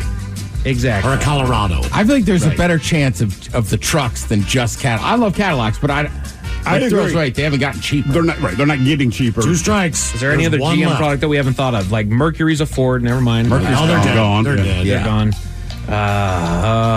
There we go, Jameson. You think GMC? Either I'll GMC give you or 15. Volkswagen is my guess. 15 is Volkswagen. Oh, wow. So again, back to the 10th is a Chevrolet product. So Volkswagen on the list. 14 BMW. Mercedes-Benz comes in at 13. Tesla is 12. And the guess that we got wrong there, Ram is 11. So number 10, A GM product. a GM product. There's a lot of old people. Yeah. Lincoln? Is that no? That's Ford. fair. As well. That's Ford as well. That's Ford. Okay. Yep. I think I'm finding it too hard. I think it's GMC. GMC, final GMC. answer. GMC. Final answer. You're at the table, and your guess is as good as mine. Let's go. Top 10 selling vehicles in the United States. At number 10, GMC, followed by Subaru at 9, Kia at 8, Nissan comes in at 7, Jeep is 6, 5 Hyundai, 4 Honda, Chevy at 3, Ford at 2. The number 1 selling car in the United States with 2,108,000 would be Toyota. All right, coming up, we'll drink and toast with a shot of the day. You are listening to The Men's Room. Hey, it's Tiki Barber with 2 words any business owner wants to hear: extra income. Amazon Hub Delivery is looking for Seattle businesses to assist with local deliveries. You get paid for each package delivered. Amazon Hub Delivery has no startup cost, no long-term contracts, and no delivery experience required. If you're a Seattle business ready to assist with local deliveries, sign up today at amazon.com/hub delivery. That's amazon.com/HUB delivery. Selling a little or a lot?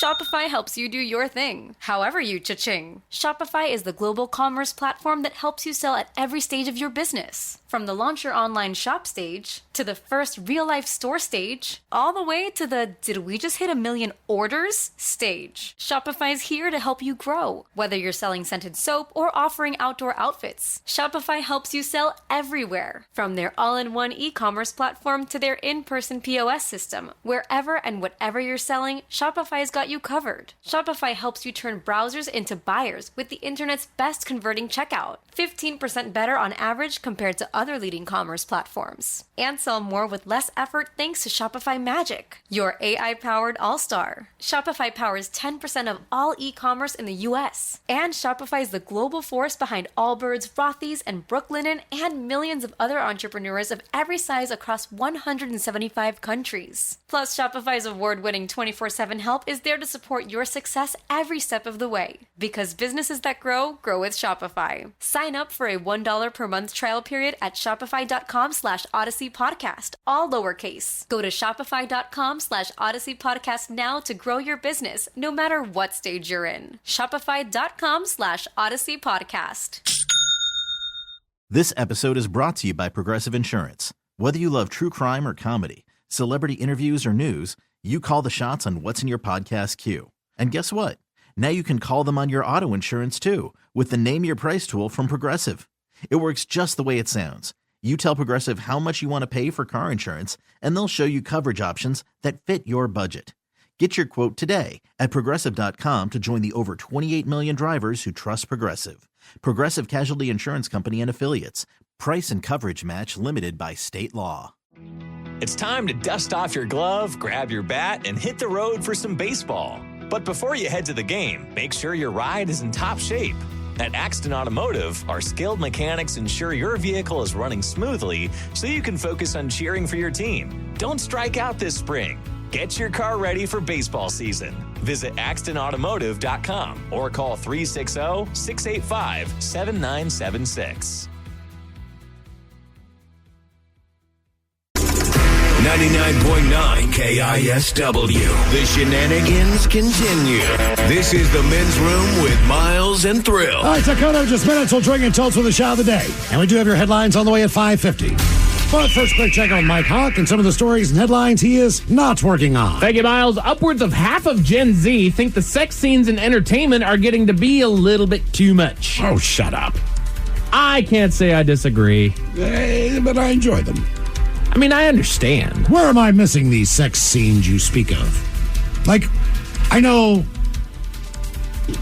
what, there's like maybe 2 shows that have sex? Oh, look, if the word dragon or there's dragons in the show, there's going to be sex for sure. Euphoria, The Boys. Right. Well, there's a lot of sex if you like octopus. But what you're into. And look, Spoiler alert. I understand the need for sex scenes, but sometimes it's like, is this really pertinent to the story? No, and it does not need Do we to. need to know just how intensely they're having sex? No, but I like to know.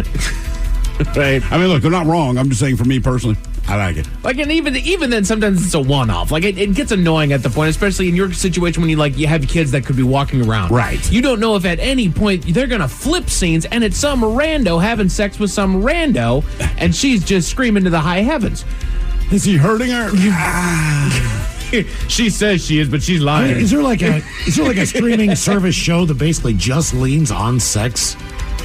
As far as the draw, because you'd think people would know about it. I'm sure there is, but it's like probably like Bridgerton or something like that. Like a 50 Shades of Grey or something. You know, like that kind of a thing, but a show.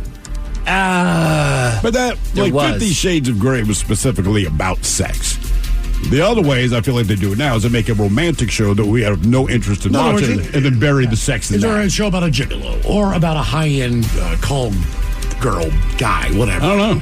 There was about a guy, I don't know, but there wasn't it Jennifer Love Hewitt? Didn't she have a show about being a high-end escort? Did she? Did she? Huh. I thought that's what that show was about. I would have to track down the show. Yes. There's a new conspiracy theory that multiple aliens have told humans that there's a barrier around Earth that prevents them from coming here without permission. Okay. Yeah, that makes sense. So we're keeping them out. That's why they're not here. We have that much tech. Except for those ones that were able to get here and tell us that we're keeping them out. Well, they had permission, Mike. They explained it very clearly. That's true. I'm sticking with my theory. They've already been here. Right. They're just not that interesting. Ain't nothing. We're not that interested. We got nothing that they need. Who do you ask for permission? Right. It's one thing to say you need permission. Like anytime I hear that, I go, okay, right. Who is it that I talk to get permission? Zimbabwe. You think some guy in Zimbabwe? You bet, dude. I am glad that you are here. I'm sorry, but at this time I must deny. The answer is no. Your application for being here. Your long fingers and that anal probe stuff. Not good to you. Go on, get on out here. Get on out of here. I'm going to tell you extraterrestrials again. You are not welcome here. There's just one dude in Zimbabwe. Go on, get out of here. Go away. We don't need your help. Zimbabwe. Is there nothing you can't do? A common blood pressure medication was found to boost chemotherapy's effects on leukemia. Excellent. Good. Gotta love it, dude. Basically, they're saying no, it's no miracle work, but they've experimented on it with mice, and it has to do with the way that the blood flow is going, or there's something with the chemical reaction with the blood. It is not allowing the cancer cells to grow, and it's hindering its ability to grow. All right. And it's actually made some of the mice live longer. So it's still one of those things. When it comes to this kind of stuff, it tests for a very, very, very long time before we do anything with it. We're just going to continue to irradiate people. That's how we're going to fix this. I don't know if you guys knew this, but it's National Be a Kid Again Day. Oh, Be a Kid Again Day. I know that a couple of you marked your calendars here, but it's a Be a Kid Again Day. And seeing as youth is wasted on the young, I decided to have us take a little look back in time at some of the best things about being a child. The Men's Room Top 10. The Men's Room Top 10. The 10 best things about being a child. When you have a single-speed bike as a kid, with that rear brake, you just press back on the pedal and voila, you stop. Then you get gutsy. You start to pedal up your driveway as fast as possible and skid to a stop. And then, when it's not daring enough, you challenge yourself to come to a skidding stop before hitting a solid wood-paneled garage door. And then you get too cocky, misjudge the distance, crash into said solid wood-paneled garage door, flip over handlebars, hit garage door upside down, and crash headfirst onto hot cement, and somehow manage to live and want to do it all over again. Mm-hmm. Youth is wasted on the young. Anybody else just stupid as a kid? Yeah. I mean, that's kind of the whole thing. I mean, how far back are we going? It's like I will reference people in a bar now, like, he's just a kid when they're 21. Right. But am I going back to being like 6? I would say before 18. Yeah, like childhood, I would think. All right. When you're still protected by everybody. All right. Yeah, exactly. Best things about being a child, bottom of the list, they go the excitement of hearing the ice cream truck. If you have money. Oh, you get Even money. if you didn't. We were just a Magnuson over the weekend, and that guy's not stupid. And you heard that ice cream truck, man, and it was like kids were running out of the water. Yeah. And you know every conversation that every kid was having with their parent, including me. Here's $5. I like how my buddy did it. I'm going to give you money to buy ice cream. If you don't come back with the Nutty Buddy for me, we're going to have a problem. Nice. So the kid came back. He's like, he didn't have Nutty Buddies, but he got him something else. Oh, yeah. There you That's go. the last time I saw an ice cream truck was last summer at Magnuson Park. Dude, like some guy's not stupid. It was hot. There's kids are out there, man. There's somebody rolling around Tacoma. So I can hear them. We know that adults now celebrate Halloween more so than children. Indeed. I mean, as far as parties, dressing up, doing the whole thing. So my money says, look, you're an ice cream truck, you go to Magnuson during the day, or Alki, or Golden Gardens, or wherever you think kids might be playing around. But at night, you go to Pioneer Square or Fremont, and you set up the truck and you play the music. You know they would do well. At 11 o'clock at night. If there's a hot dog stand, you're getting a hot dog. If there's an ice cream truck, you're getting an ice cream. Damn right you If are. they're selling slices of pizza on the side of the road, you're getting a slice of pizza. My money says Ice Cream Man would do better in a bar district at night down in Belltown. Just hang out. Play your dumb music. Best things about being a child, being free to climb trees. Sure. I climbed trees a whole bunch. We had one tree that was basically our climbing tree in our backyard. We'd make it the same distance up every time before you needed to make a shady move in order to get any higher. And you did that like once or twice. And everybody got down okay. Nobody ever fell out of the damn thing. But you got shaky because that's at that height. Then the tree starts to sway with the breeze. There was a point. Like same thing. It was one tree that we would climb, but everyone kind of knew their limitations. Right. So I went up to a certain point, like, I'm done. Like, you chicken? Like, yes. I never made it up far because I'm afraid of heights, but I still wanted to climb the tree. So I'd get up a couple good branches, and then I just hang out there while everybody else was just monkeying around up there. The worst accident I've ever seen anyone fall, personally, being a kid, probably 10, 12 years old, had the bright idea that someone was capable of taking the swing and going all the way over the top and coming back in a loop-to-loop. That was maybe one of the most horrific things I've seen in childhood as far as the impact. Their head just crashed on that top bar. Oh, my God, it was terrible. And then back down. And then we almost got him there, though. Making new friends easily. Yeah, I mean, they all just get together. Exactly. You have all the same interests to a degree. My son, one of his best friends since, kindergarten. I was like, well, how did you meet him? He's sort of 7, 8 years deep in it now. And he's like, he walked up to me and said hi at the playground. There you go. That's the entire story. Well, and they have been friends since then. Right, so that's it. And also even going through school, it's basically the work atmosphere, only it changes every year. You get a couple of friends that'll follow you through different classes as you grow up, and then you'll maintain those friends as you get into the multi-class years. But year after year after year, it's like, okay, you are with these people for the next year. Yeah. You're going to make friends in there. Yeah, it just happens, man. Sleepovers. Again, these are the best things about being a child. My kid loves a sleepover. Bet, dude. Loves a sleepover. That was one of the best things best news that we could get when I was a kid, that we'd go see my cousins up in Bellingham. Yeah. And then we get the news of like, all right, we're just going to stay another night. Dude, that was just it. Kids love it. We would go off, dude. There's no curfew. No, there's no sleepover. It's just like, look, we're going to bed, guys. Just please be quiet while we're asleep. Exactly. And that's all it generally was. my like you guys could be here, but I'm going to tell you right now, I do not want to effing hear you. And they're like, okay. And I generally don't. Like, that's it. Just, I don't want to know you're here. I know you're here. I don't want to know you're here. And it just changes. Right, to this, I'm with you. Sleepover with my cousins, like Timmy and Tom, was some of the best. Yeah. I still get just as fired up to see them, but like, everybody's old. They got kids. Like, we get to hang out for a few hours when I'm back east. It's like, right. All right. Go. Right, like if Cousin Tom has a sleepover with me now, he's going to be in trouble. Right? He crashes at my hotel. His wife's at home with 4 children. Right. And he got responsibilities. Right, exactly. And he's right. And he's going to be hungover. Like, we're going to be in trouble. Like, I've never called any of my kids' friends' parents to say, hey, Cody here, man, he is loaded up on sugar, so I'm just going to have him stay here. Yeah. You say that with Boo. Instead, I'm like, hey, come pick up your kid because he is hopped up on sugar. Right. Get his ass out of my house. Always having energy. Yes. I just miss that. I miss that, but I do appreciate it as a parent because it's one of those things where... I don't know how y'all do it. I don't have kids. Well, the cat's in the basement, and I realize I'm upset. Oh, crap, I got to feed the cat. Or, hey, when are you guys going downstairs to feed the cat? And they're... They do it, and they'd run all the way back up. If I do it, it's once I stand up, it's then I stretch, then damn it. They do everything quick. Hey, hand this to your mother. I do appreciate that. Riding your bike. Yeah. Ultimate method of transportation, man. It's all about the electric scooter now. I mean, yeah, right. No, seriously, he doesn't even put in the effort. Yeah, riding a bicycle was fun. It was great. And your neighborhood just seems bigger. It does, dude. And typically, unless you have cool parents, you're not driving anything else until you're 16. Right. So unless you got the dirt bike dad or the quad dad. Or if you live in a place you can do or the it. riding lawnmower dad or whatever the hell it is. And I will say, that's something that kind of cell phones ruined about childhood, is there was something fun about a sunny day. You hop on your bike, you go over to your buddy's house. Yeah, that was it. Hey, Mr. Johansson, is Kyle home? And then you guys go out on your bikes. They were more than happy to let their kid leave. Exactly. Yes, get the hell out. My parents had one rule. Every couple hours, check in. Just show back up, show me you're still alive, then get the hell back out of here. Yeah. I don't want to see you for long. I just need to know the CPS isn't being called on me. Yeah, exactly. I mean, that's the long and short. Look, I don't care what you're doing. I don't want to know. I just need to know you're alive. I mean, I put toys in there as well.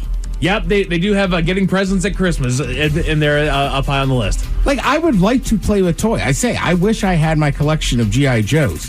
But I think if you called me and you're like, what are you doing? Like, just playing with my G.I. Joes. You'd be like, you okay? And that's really what it is, dude. Yeah. If you had no judgment, wasted on a Friday night, your G.I. Joes, man, you got football up on TV, like, all right, away we go, boys. Yeah, that's what I'm saying. I think about it all the time. Hell yeah. Right? Like toy guns, right? Like, I wouldn't mind just going to Mike in your backyard and we could just shoot each other and play war or play Army guys. Because we were never in the Army. But why are some toys acceptable for adults? I just like to do jigsaw puzzles. I believe that you do. Right. To me, that's a kid's thing. And I know it's a boring thing. Legos. right? Like, to me, it's a children's thing. And look, I got no problem with it, but I'm like, certain things, certain toys, video games, right? Legos, jigsaw puzzles. Because there's a beginning and an end. It's like a crossword puzzle. Right. It's a challenge. It also requires no imagination. You as an adult are not allowed to use your imagination. You're right. With the Legos, you're just following the instructions that they give you, right? Yeah. Exactly. Your world, my rules. God, you just ruined it for me, man. I did. I'm sorry, dude. That's what it is. No, you're right. We're shamed for using our imagination now. That's what I enjoy about you must do art now. If as an adult, right? Good. I must write songs, paint pictures, do photographs, and make it profitable. Nothing wrong with any of that, right? Otherwise, it's just a hobby, right?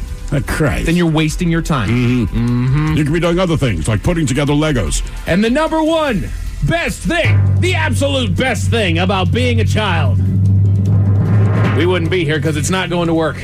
Yeah. Having to go to school, go home, and then you just get the rest of your life. Summer vacations, the greatest thing ever, dude. Break. But kids bitch about going to school more than anyone I know that has a job. Even people that, I like my job. I got no problem with it. I have some friends that hate their job. They bitch about it far less than the kids who go for 9 months out of the year bitch about, I got to do it again. Also, if they knew how much more time we spend in the classroom than they do compared to the breaks we had compared to now. Oh, Christ. I'd much rather be in school now than I was then. If you missed days, they made you make them up at the end of the year. Mm-hmm. Now it's like, here's 2 weeks off for spring. Here's this. We didn't have any of that crap. No, not for the length of time they get off for the breaks. What are you all for today? And I wish they demanded us at 3:15 take a quick nap. Yes. Yes. You guys lay down. Your shift, take a nap. Here's your warm milk and a cookie. Now go sleep in the other room. Okay. A man in Massachusetts vandalized a bus, but you won't believe why he did it, Miles. Well, how did he do it? I'll tell you all about it at 5:50. Thank you, sir. Headlines are coming up at 5:50. In the meantime, let's get a contestant on the line for Profile This at 206-803-ROCK. Have we made it to drinking time? Hey, it's Tiki Barber with 2 words any business owner wants to hear: extra income. Amazon Hub Delivery is looking for Seattle businesses to assist with local deliveries. You get paid for each package delivered. Amazon Hub Delivery has no startup cost, no long-term contracts, and no delivery experience required. If you're a Seattle business ready to assist with local deliveries, sign up today at amazon.com/hub delivery. That's amazon.com/HUB delivery. This episode is brought to you by Progressive Insurance. Whether you love true crime or comedy, celebrity interviews or news, you call the shots on what's in your podcast queue. And guess what? Now you can call them on your auto insurance too with the Name Your Price tool from Progressive. It works just the way it sounds.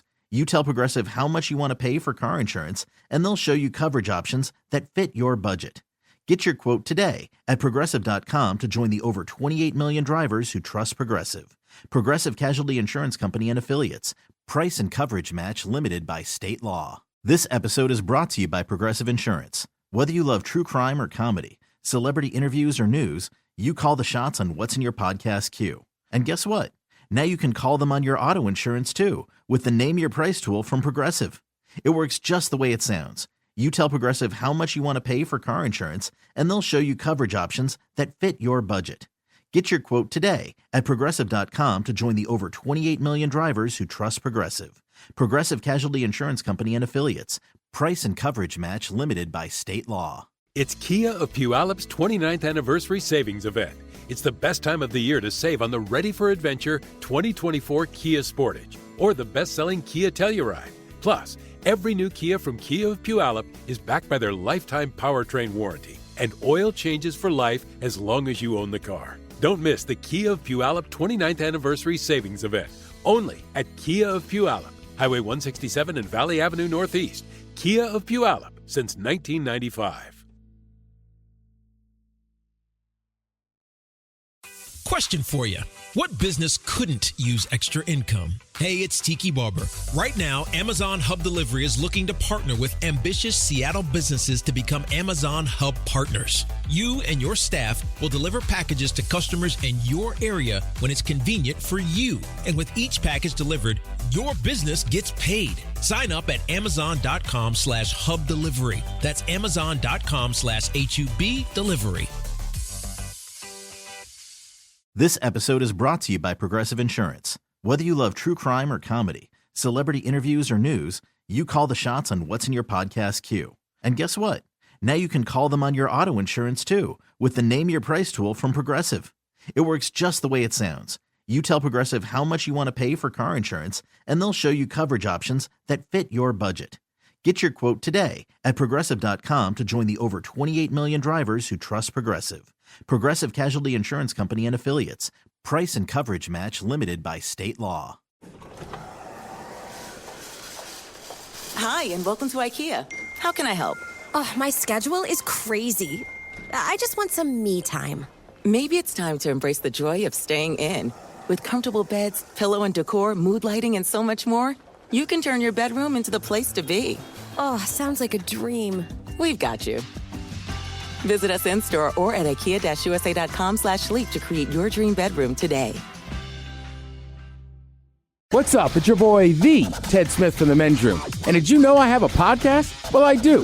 The Podcast. New episodes uploaded every Wednesday on the Odyssey app. Somebody out there deserves to be recognized. And the Men's Room knows just who it is. So to you, we say, bottoms up, sailor. You're the toast of our shot of the day. Drink time it is, and as usual, we head to the drink desk. And Steve at Thrill Hill to find out who we're toasting. Yes, indeed. And today we toast 41-year-old Michael Fleming of Lady Lake, Florida. Now, over the weekend, Michael, who has no criminal record, he decided, you know what, I'm going to change that after he attempted to rob a bank.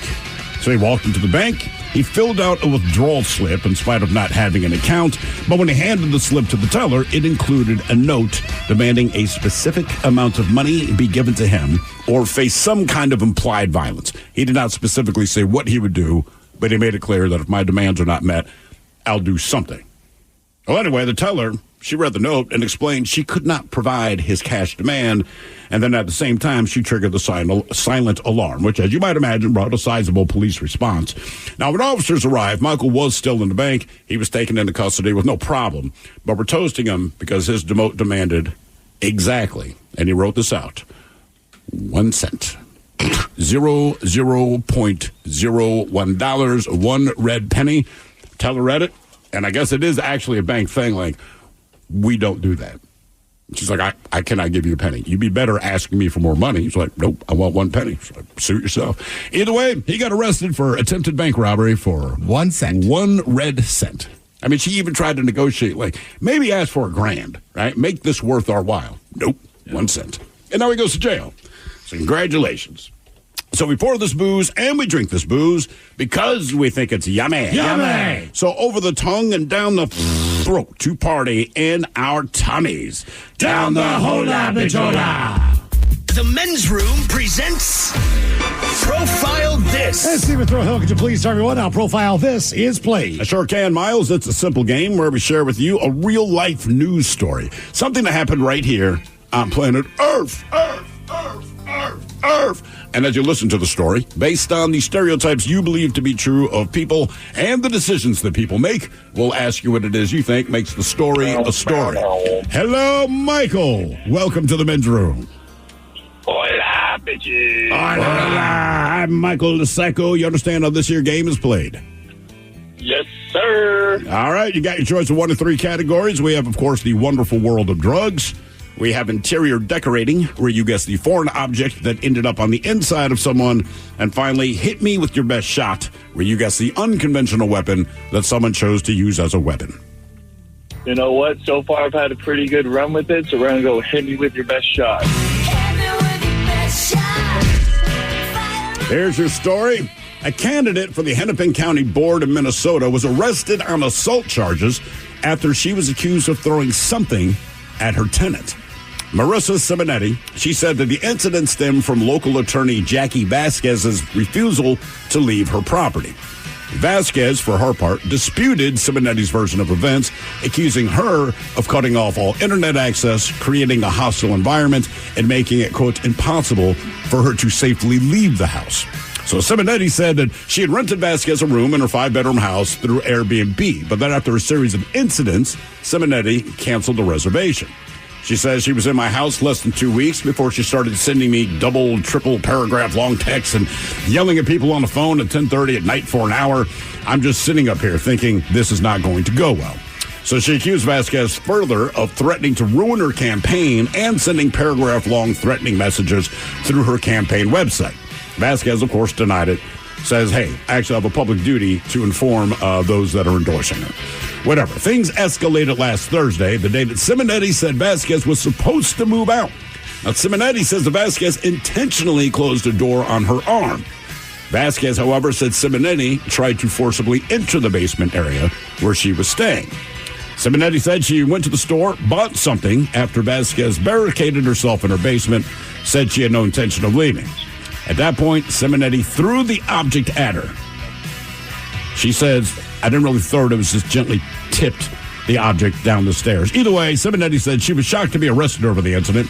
Online jail records show that she was charged with fifth-degree assault and misdemeanor domestic assault. The charges involve fear of bodily harm. So there's your big, long-ass story. The question is, what was the object she threw or gently tipped in the direction of the other woman? Was it a bowling ball? Was it a hammer? Was it a tarantula or was it a cinder block? So bowling ball, hammer, tarantula, or cinder block? And she gently tipped it? As she is the suspect, she says she gently tipped it. Her accuser is saying she straight up threw it at her. Is there any injuries marked down? Not that appear in the story. That's the big helper right there. Any age description? I'm not sure. I saw a picture of her. I'm going to guess like mid-30s, maybe. Where was it again? This is in Minnesota. Minnesota, Michael, going bowling ball, brother. Thing. I think that's a bowling cabinet. The person throwing the thing would be in the mid-30s? I'm assuming there. I only saw the picture of the suspect, so I'm not sure what the victim's age is. All right, bowling ball, hammer, tarantula, or cinder block. What do you think, Michael? You know what? It's easier to throw a hammer, but people are crazy. People are stupid. I think she went out, bought herself a brand new bowling ball. And if she didn't, she went to Home Depot. But I'm going to say bowling ball. All right. I'm going to go tarantula. Tarantula for tit. What did she throw at her tenant? Was it a bowling ball, a hammer, a tarantula, or a cinder block? We'll find out next. That was a tease. Hey, it's Tiki Barber with 2 words any business owner wants to hear: extra income. Amazon Hub Delivery is looking for Seattle businesses to assist with local deliveries. You get paid for each package delivered. Amazon Hub Delivery has no startup cost, no long-term contracts, and no delivery experience required. If you're a Seattle business ready to assist with local deliveries, sign up today at Amazon.com/Hub Delivery. That's Amazon.com/HUB Delivery. Selling a little or a lot?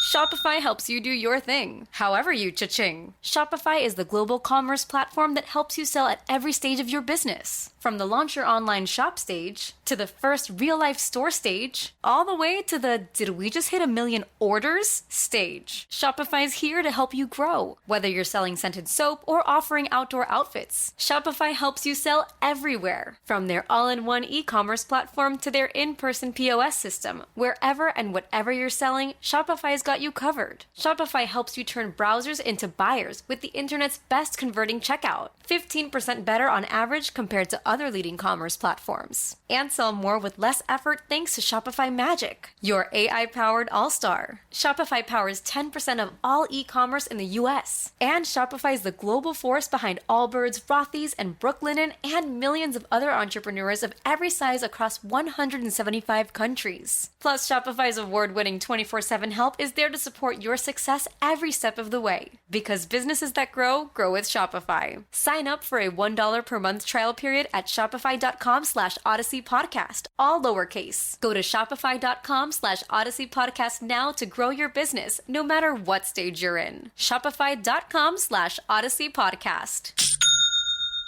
This episode is brought to you by Progressive Insurance. Whether you love true crime or comedy, celebrity interviews or news, you call the shots on what's in your podcast queue. And guess what? Now you can call them on your auto insurance too, with the Name Your Price tool from Progressive. It works just the way it sounds. You tell Progressive how much you want to pay for car insurance, and they'll show you coverage options that fit your budget. Get your quote today at Progressive.com to join the over 28 million drivers who trust Progressive. Progressive Casualty Insurance Company and Affiliates. Price and coverage match limited by state law. 99.9 KISW. We return to the men's room with Miles and Thrill. All right, categories. Hit me with your best shut-up profile. We got an Airbnb thing going on up in Minnesota where a woman rented a room to a woman. Whatever their tiff was, eventually she asked her to leave. Yes. So the actual owner said, hey, we need you to leave. There was all kinds of crap that went down. But either way, the owner ended up throwing something at the tenant down the steps. That is correct. Into the basement where she was staying. Apparently, she was running for some type of government official job as well. Question is, what did she throw at the tenant? Was it a bowling ball, a hammer, a tarantula, or a cinder block? And, Michael, that is the very question we posed to you. Let us start with Miles Montgomery and you, Michael. Both of you agreed that it was a bowling ball, which makes sense. Gently nudge it. Gently nudge it, but it was not a bowling ball. No. Not. She went to Home Depot. I don't believe she went to Home Depot. Ted, you guessed a tarantula. Tarantula. You are correct. Oh, man. There you go. Okay. She went to a store. She went to Petco. Bought a tarantula, opened up that basement door, and threw it at. That's smart. That way it doesn't hurt Well, you, if she left, but it freaks you out. You still got to go down there and get the damn thing. Yeah, that would be how That's my fine. plan So she backfires. moves out. Okay, great. I'm not sure if I still have a tarantula in my basement or not. Yeah. That's Yeah, I don't like that. That's where I second guess that whole decision. Now for all TV news all the time for TV Time with Ted. And now, because your pathetic life is confined to countless hours in front of a talking box, the Men's Room presents TV Time with Ted. Right, so this past week we had the nation's birthday, July 4th. Mm-hmm. Now, we were talking earlier in the office, things get a little heated on July 4th, right? Seems that way. Well, people are out all day. I think a few people are enjoying adult beverages. There's also, I would say, people getting a little drunk can be a little testy. I would also say maybe you're a parent and you've been out all day. Those parents can be a little testy. You can. Right, and look, I don't know how to describe it. There was a little dust up where I was watching fireworks. Thought my buddy and I were going to have to actually get in a fight. Mm-hmm. Thankfully, it didn't happen. Cooler heads prevailed. All right. Throw, you said your kids witnessed a fight. They were all fired up. That was the greatest part of the July 4th, where it went to a park to watch the fireworks. They're in a different section of the park. Fireworks are done. I go down to find them. And as soon as I get down these stairs, they all come charging in. Mr. Steve, oh my God. I was like, wait, what happened? They're like, we saw a fist fight. But I mean, they didn't care about the fireworks. The fist fight was absolutely the de facto highlight of July 4th for them. So this one is the local newscast about people. I believe they were throwing some cheese at the cops. Police in Eau Claire state they responded to the most Wisconsin complaint ever. On Monday night, officers checked out a report of someone chasing a driver down and throwing cheese at their car. Police called the complaint not Gouda, and it's unbelievable that someone would do that. The department ended the post by writing, "Throwing cheese is not your best look, Eau Claire." No, that's not cheesy at all. I credit to them. There's some good puns. We like a good pun. I was like, all right. I always get on people when they do that, but it's like, that is absolutely what I would do. Yeah. Oh, I know. We don't do it a ton, but there's definitely times somebody drops a pun in here. Especially if me and you will just keep going and going. Called pun pong. Yeah. Ted, I just found out that cheese curds are an actual type of cheese. Really? I did not know that. I just thought they took a random cheddar or whatever, and then they made the cheese curds, right? That is not the case. In Wisconsin, you buy cheese curds. They are their own world of cheese, and then you use those to as a make weapon. Cheese curds. Are they at all related to any specific kind of cheese? Like it's a byproduct of But curds are a byproduct, I thought, of like making cheese. That's why Beecher sells cheese curds. Correct. I thought it was a type of cheese. Is it just basically like straight scraped up off the milk? It's the stuff off the top. Yeah. Correct. Okay. I just But it's not its own flavor. It would have a flavor profile of whatever the cheese. Yeah. Correct. Like cheese curd isn't a flavor. I just don't know what that cheese is. That's Wisconsin. It's got to be white cheddar. I thought it was like a little, you just took a block, cut it up and then battered it and made fried cheese. Basically, like a mozzarella stick. Kind of like how tater tots came to be. It's like, here's all the extras. Let's sell this. And it worked. That's what it felt like. Yeah. And I mean, look, Wisconsin does a lot of things well. Two great things. They good drinkers and cheese curds. Yes. But I'm happy it's spread across the country. What's that, cheese curds? Are good drinks. Yeah, Oh, hell yeah. Like you go to a lot of restaurants now and you can find a fried cheese curd right, on the menu every time. Let's see. He has been on TV for years. He made his name in the rap world, right? Flavor Flav, right? We had the Flavor of Love. He's been on a bunch of stuff. He's like the official sponsor for the Olympics for the women's water polo team. Water polo team. Exactly what you picture Flavor Flav having an interest in. I could not come up with that. But Miles, earlier today, one of the random questions was about being too close. So picture it's 3 a.m. You're in the Encore. You're leaving the bar. Flavor Flav walks by. There's like people taking pictures. And I mean, he is as close probably as Thrill is to me. All right. Right? It's 3 a.m., right? He's done his job that day. He does what he's got his entourage. I can't help it. I just go, Flavor Flav! Now they just kept walking and my buddy goes, did that disappoint you? I go, no, they're right. Yeah, of course. They don't need to stop for every drunk guy that just screams Flavor Flav. And I'm sure he heard it all night. Yeah, it wasn't my proudest moment. I was very excited. Right, I know. Because we were like going to bed and my buddy goes, that wasn't very cool. I know. But he's a major star. Let's see. The other thing I can play for you today, I will just play the audio and then we can discuss if anybody actually watched it. And the winner is Patrick Bertoletti, Chicago, Illinois. It was all focused today, no mohawk, just hot water, and I wasn't going to stop eating until the job was done. So that is the champion of the Nathan's famous hot dog eating contest. What was his name again? I don't know. I didn't watch it. Did anybody of us watch it? No. And to make it even worse, I know Chestnut's going up at Kobayashi, Labor Day weekend? Labor Day weekend. Normally, I don't even watch those competitions.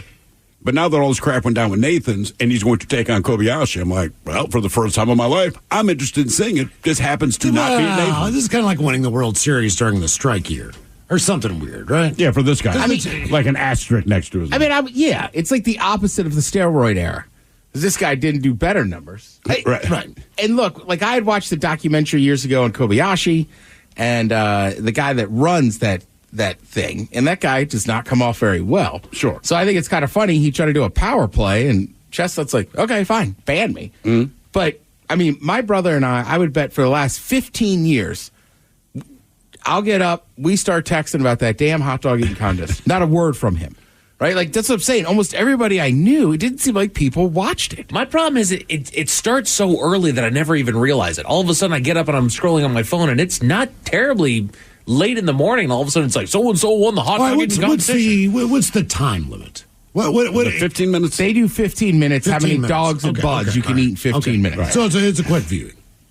Oh, for sure. I mean, they have hype leading up to it. Most of it is the hype leading up to it. They also have other competitions, right? Like the lemonade chug. Right, they have the lemonade chug, which Badlands Booker won. Oh, man. And then the dude next to him just starts puking his brains out. He does. I saw that video. Yeah, you can hear the crowd like, oh. Because he's launching it right into the crowd. It's like, dude, turn around. There's got to be buckets. Like, there's got to be people that throw up every year at this thing. So there is. I've also done a little research. I think that guy is like kind of like an internet celebrity in the Northeast. Okay. So I think he might have been purposely staying up there puking so people could see. Okay. Well, just from the buying perspective of hot dogs. For whatever reason, growing up, the Ballpark Frank was the superior hot dog in my world, as far as what I like for taste. Then Hebrew National came out, and I thought that was a really good hot dog. I don't believe I've had a Nathan's hot dog before. I know they have individual restaurants where you can go in and get one. I know you can buy them in the grocery store. Yeah, I've never had one. Has anyone ever even tasted a Nathan's hot dog? I've had Nathan's dog. Are they good? Yeah. I would say it's closer to a Hebrew National than it is like a standard hot dog. Okay. But, yeah, I mean, look, I've bought them before, and then also, like, when I lived on the East Coast, if we were driving up and down, there was one, on the East Coast on 95, you have these rest areas, but they also have travel plazas. Yeah. So I don't know why, that was our thing. We would stop at the Nathan's in there. You can get crinkle cut fries, Miles.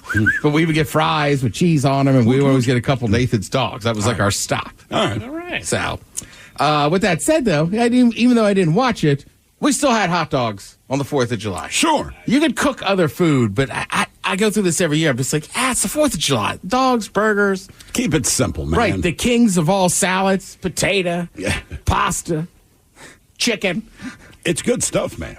Yeah, they just shouldn't be salads. No, I agree. I agree. Right, like, how did I gain weight? So all I've been eating is salads, like shrimp salad, chicken salad. What is your salad made of? Yeah. That's the difference. People, do you eat salad? I'm like, chicken salad. Tuna salad, pasta salad, potato salad. I like this. Tired of Walking Dead yet? Probably not. Is it still on? There's a new spinoff. But Norman Reedus, who plays Daryl Dixon, he's like I could play it for another 6 or 7 years. Spinoff's giving me a new opportunity to take the show in a direction that's different than the original show, so it feels fresh to me. And to get a paycheck, man. About to say it's his meal ticket. Like, I would think in the world of acting, you want something as stable as a TV show. But oftentimes people are done with it. They want to move on to something else. Like, I think it's kind of refreshing for him to just be honest and be like, no. Let's do another spinoff. I'll keep doing this. Yeah. Whereas a lot of times people leave or this and that for different reasons. But like, could be a movie, could be a different series. Maybe they just get tired of playing that character. So you get tired of playing a character. I can see that.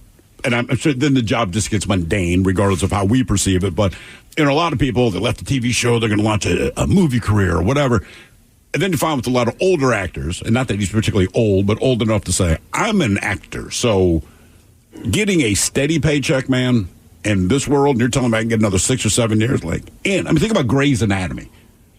Yeah. Half the cast is left, I'm sure. Half the cast is still there. And they're like, yeah, it's a steady paycheck for an actor. Well, and I don't know if he's done any recent movies or how long his library is, but honestly, Norman Reedus was my draw to The Walking Dead because I always knew him as one of the guys from the Boondock Saints. Yeah.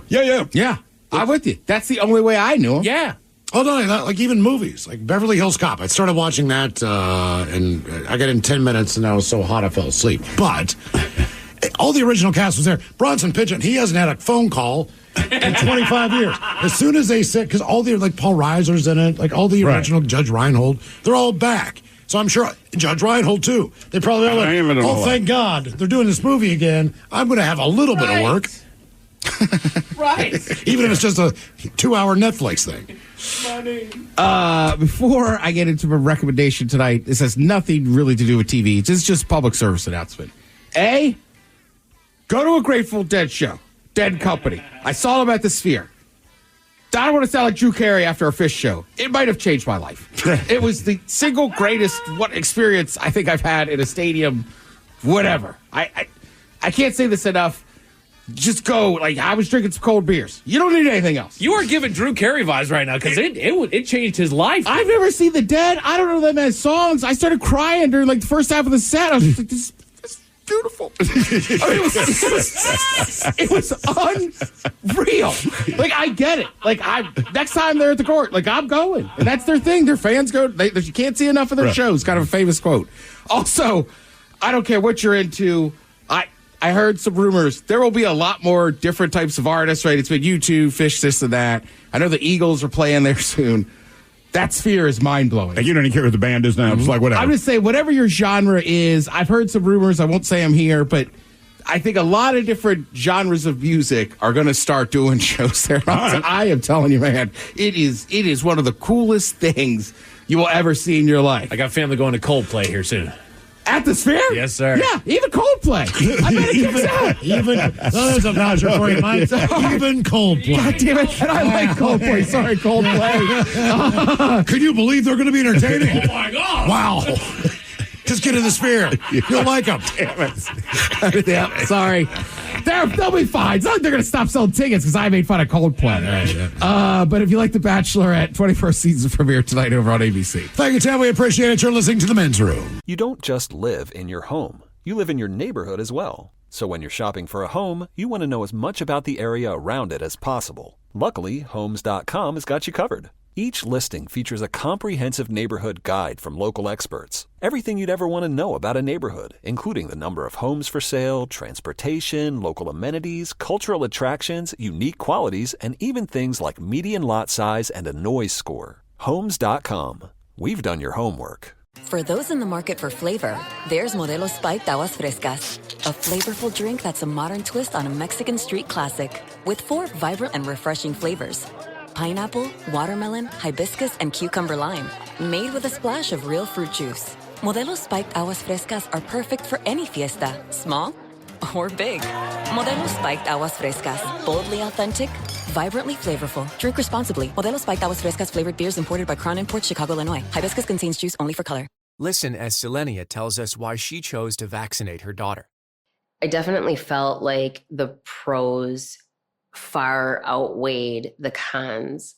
The diseases that I am protecting my child against, they're still here. And at the end of the day, it's my job as a mother to keep my child safe. Talk to your child's doctor and learn more at whyvaccines.com. Brought to you by Merck. Men's Room returns with Miles and Thrill. Now, let's see what's happening in the real world. All right, here we go. Man who Googled driving shortcut ends up on a mountain peak. Yep. When you can pull a Cadillac with your eyelids, you definitely are a freak. Brits warned to stop drinking beer during the heat or their tallywhacker won't work. Virginia man run over by a car was definitely because he was being a jerk.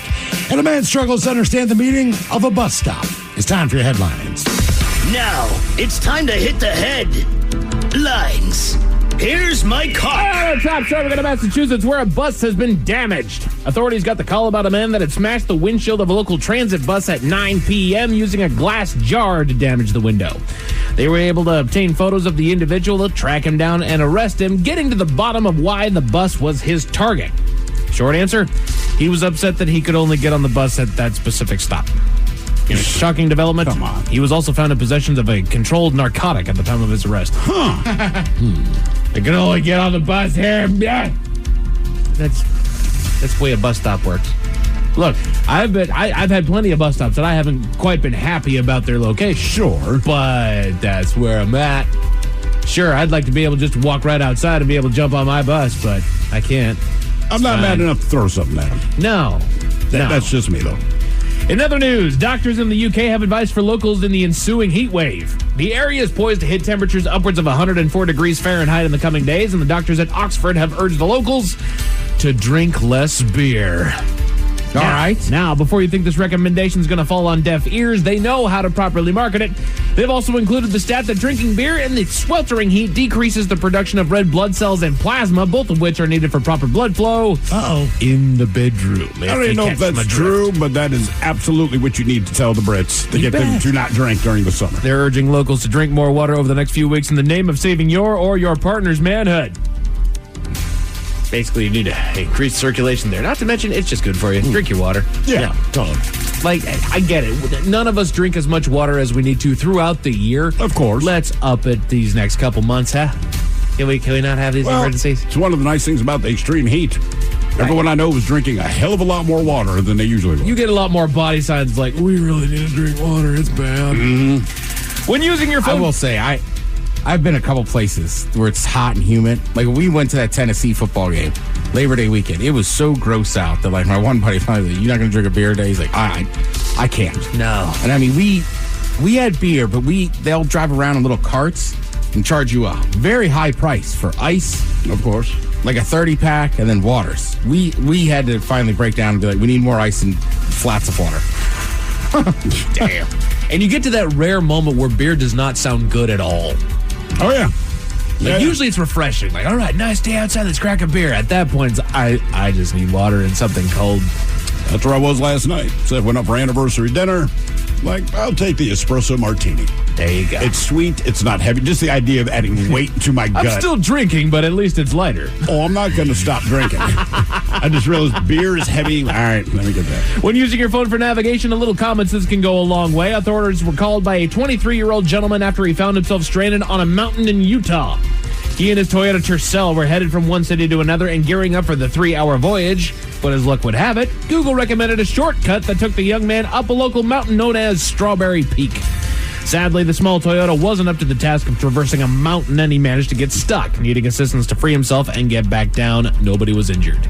And I looked at it, and it's all forestry roads that took him up and over there. Like, dude. Yeah, at some point, you go like, you know what? I'm not doing this. And the path that he could have taken either direction wasn't going to deter him enough to where taking those forestry roads would truly be quicker. Right, because what's the speed limit on that? Right. How fast would you even be willing to drive? Exactly. Yeah. Bad move. To Charlottesville, where stupid games get stupid prizes. A woman made her way to her car in a local parking lot where she was suddenly attacked by an unknown assailant. Thinking quickly and acting effectively, the woman was able to safely get inside of her car and put it in motion to escape her attacker. What's more, is her attacker managed to get himself on the path of the vehicle, getting himself run over and killed in the process. Brilliant. The woman was waiting for authorities to arrive following the incident, and they say no charges are going to be filed as of right now. No. What do you know? So Don't sad. stand in the path of the vehicle of someone you're attacking. Yeah. Just as a general rule, they're going to take advantage of that. What was it that Fark said that, what do you know, now she's the only one with a weapon? Yeah. Look out. And just in case those stories left a bad taste in your mouth, thankfully, there's good news. To Las Vegas, where one man broke 2 world records that you never needed to know about. The man works as a street performer and apparently possesses a pair of rather sturdy eye sockets. He performed for the Guinness World Record Committee on television, attaching a pair of hooks to his eye sockets, and proceeded to pull a Cadillac and drive her across the stage with only the use of his eyes. The burden weighing an astounding 5,319.75 pounds. But that's not the only record he broke. In the same stretch, he also was able to break another world record by swallowing a sword and using his eye sockets to lift his 129-pound assistant at the same time. I don't know why you need to do those things at the same time, but there you go. In the world of men's room sports, Seattle Mariners fought a hard battle here at home in the heat against the visiting Toronto Blue Jays, but ultimately came out losing the series 2-1, making this their 6th straight series loss since sweeping the Texas Rangers a month ago and reducing their first played lead to just 2 games ahead of the encroaching Astros. Had a chance. You know what they have a lot of extra of? Guys on base, left on base. That's right. Stranded runners. They're off today and will be back in action tomorrow against the Padres down in San Diego for a 2-game stint before finishing the first half of the season against the Angels for a 4-game series leading into the All-Star break. Crazy that you go to San Diego to cool off. Yeah, no kidding, man.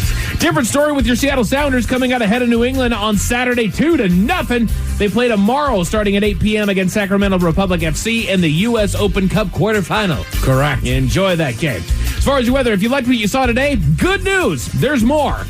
Temperatures are going to drop tonight, bottoming out around 65 at 5 a.m., and then that's right back up to clear skies and a high of 92. Drink your water, or if you want something with a little bit more substance to it, you can absolutely try a Men's Room IPA from Black Raven Brewing Company, which is spreading all around the Pacific Northwest. You can find it on tap, so I hear, at the 884 if you're over in Bremerton. Right here in Seattle, you can find it at the Barking Dog Ale House, and also we just heard over the weekend up in Snohomish, Malt Meat Pizza.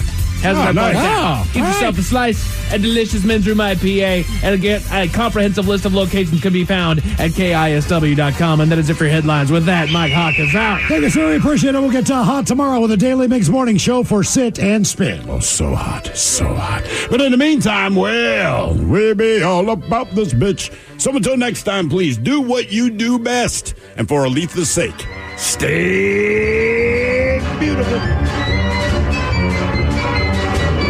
Men's Room has been taped before a live studio audience. Wardrobe and makeup provided by Mantastic Limited. This has been a presentation of the Men's Room Radio Network. Oh, man! A Double Flush production. Question for you. What business couldn't use extra income? Hey, it's Tiki Barber. Right now, Amazon Hub Delivery is looking to partner with ambitious Seattle businesses to become Amazon Hub partners. You and your staff will deliver packages to customers in your area when it's convenient for you. And with each package delivered, your business gets paid. Sign up at Amazon.com/Hub Delivery. That's Amazon.com/HUB Delivery. This episode is brought to you by Progressive Insurance. Whether you love true crime or comedy, celebrity interviews or news, you call the shots on what's in your podcast queue. And guess what? Now you can call them on your auto insurance too with the Name Your Price tool from Progressive. It works just the way it sounds. You tell Progressive how much you want to pay for car insurance, and they'll show you coverage options that fit your budget. Get your quote today at Progressive.com to join the over 28 million drivers who trust Progressive. Progressive Casualty Insurance Company and Affiliates. Price and coverage match limited by state law. Listen as Selenia tells us why she chose to vaccinate her daughter. I definitely felt like the pros far outweighed the cons.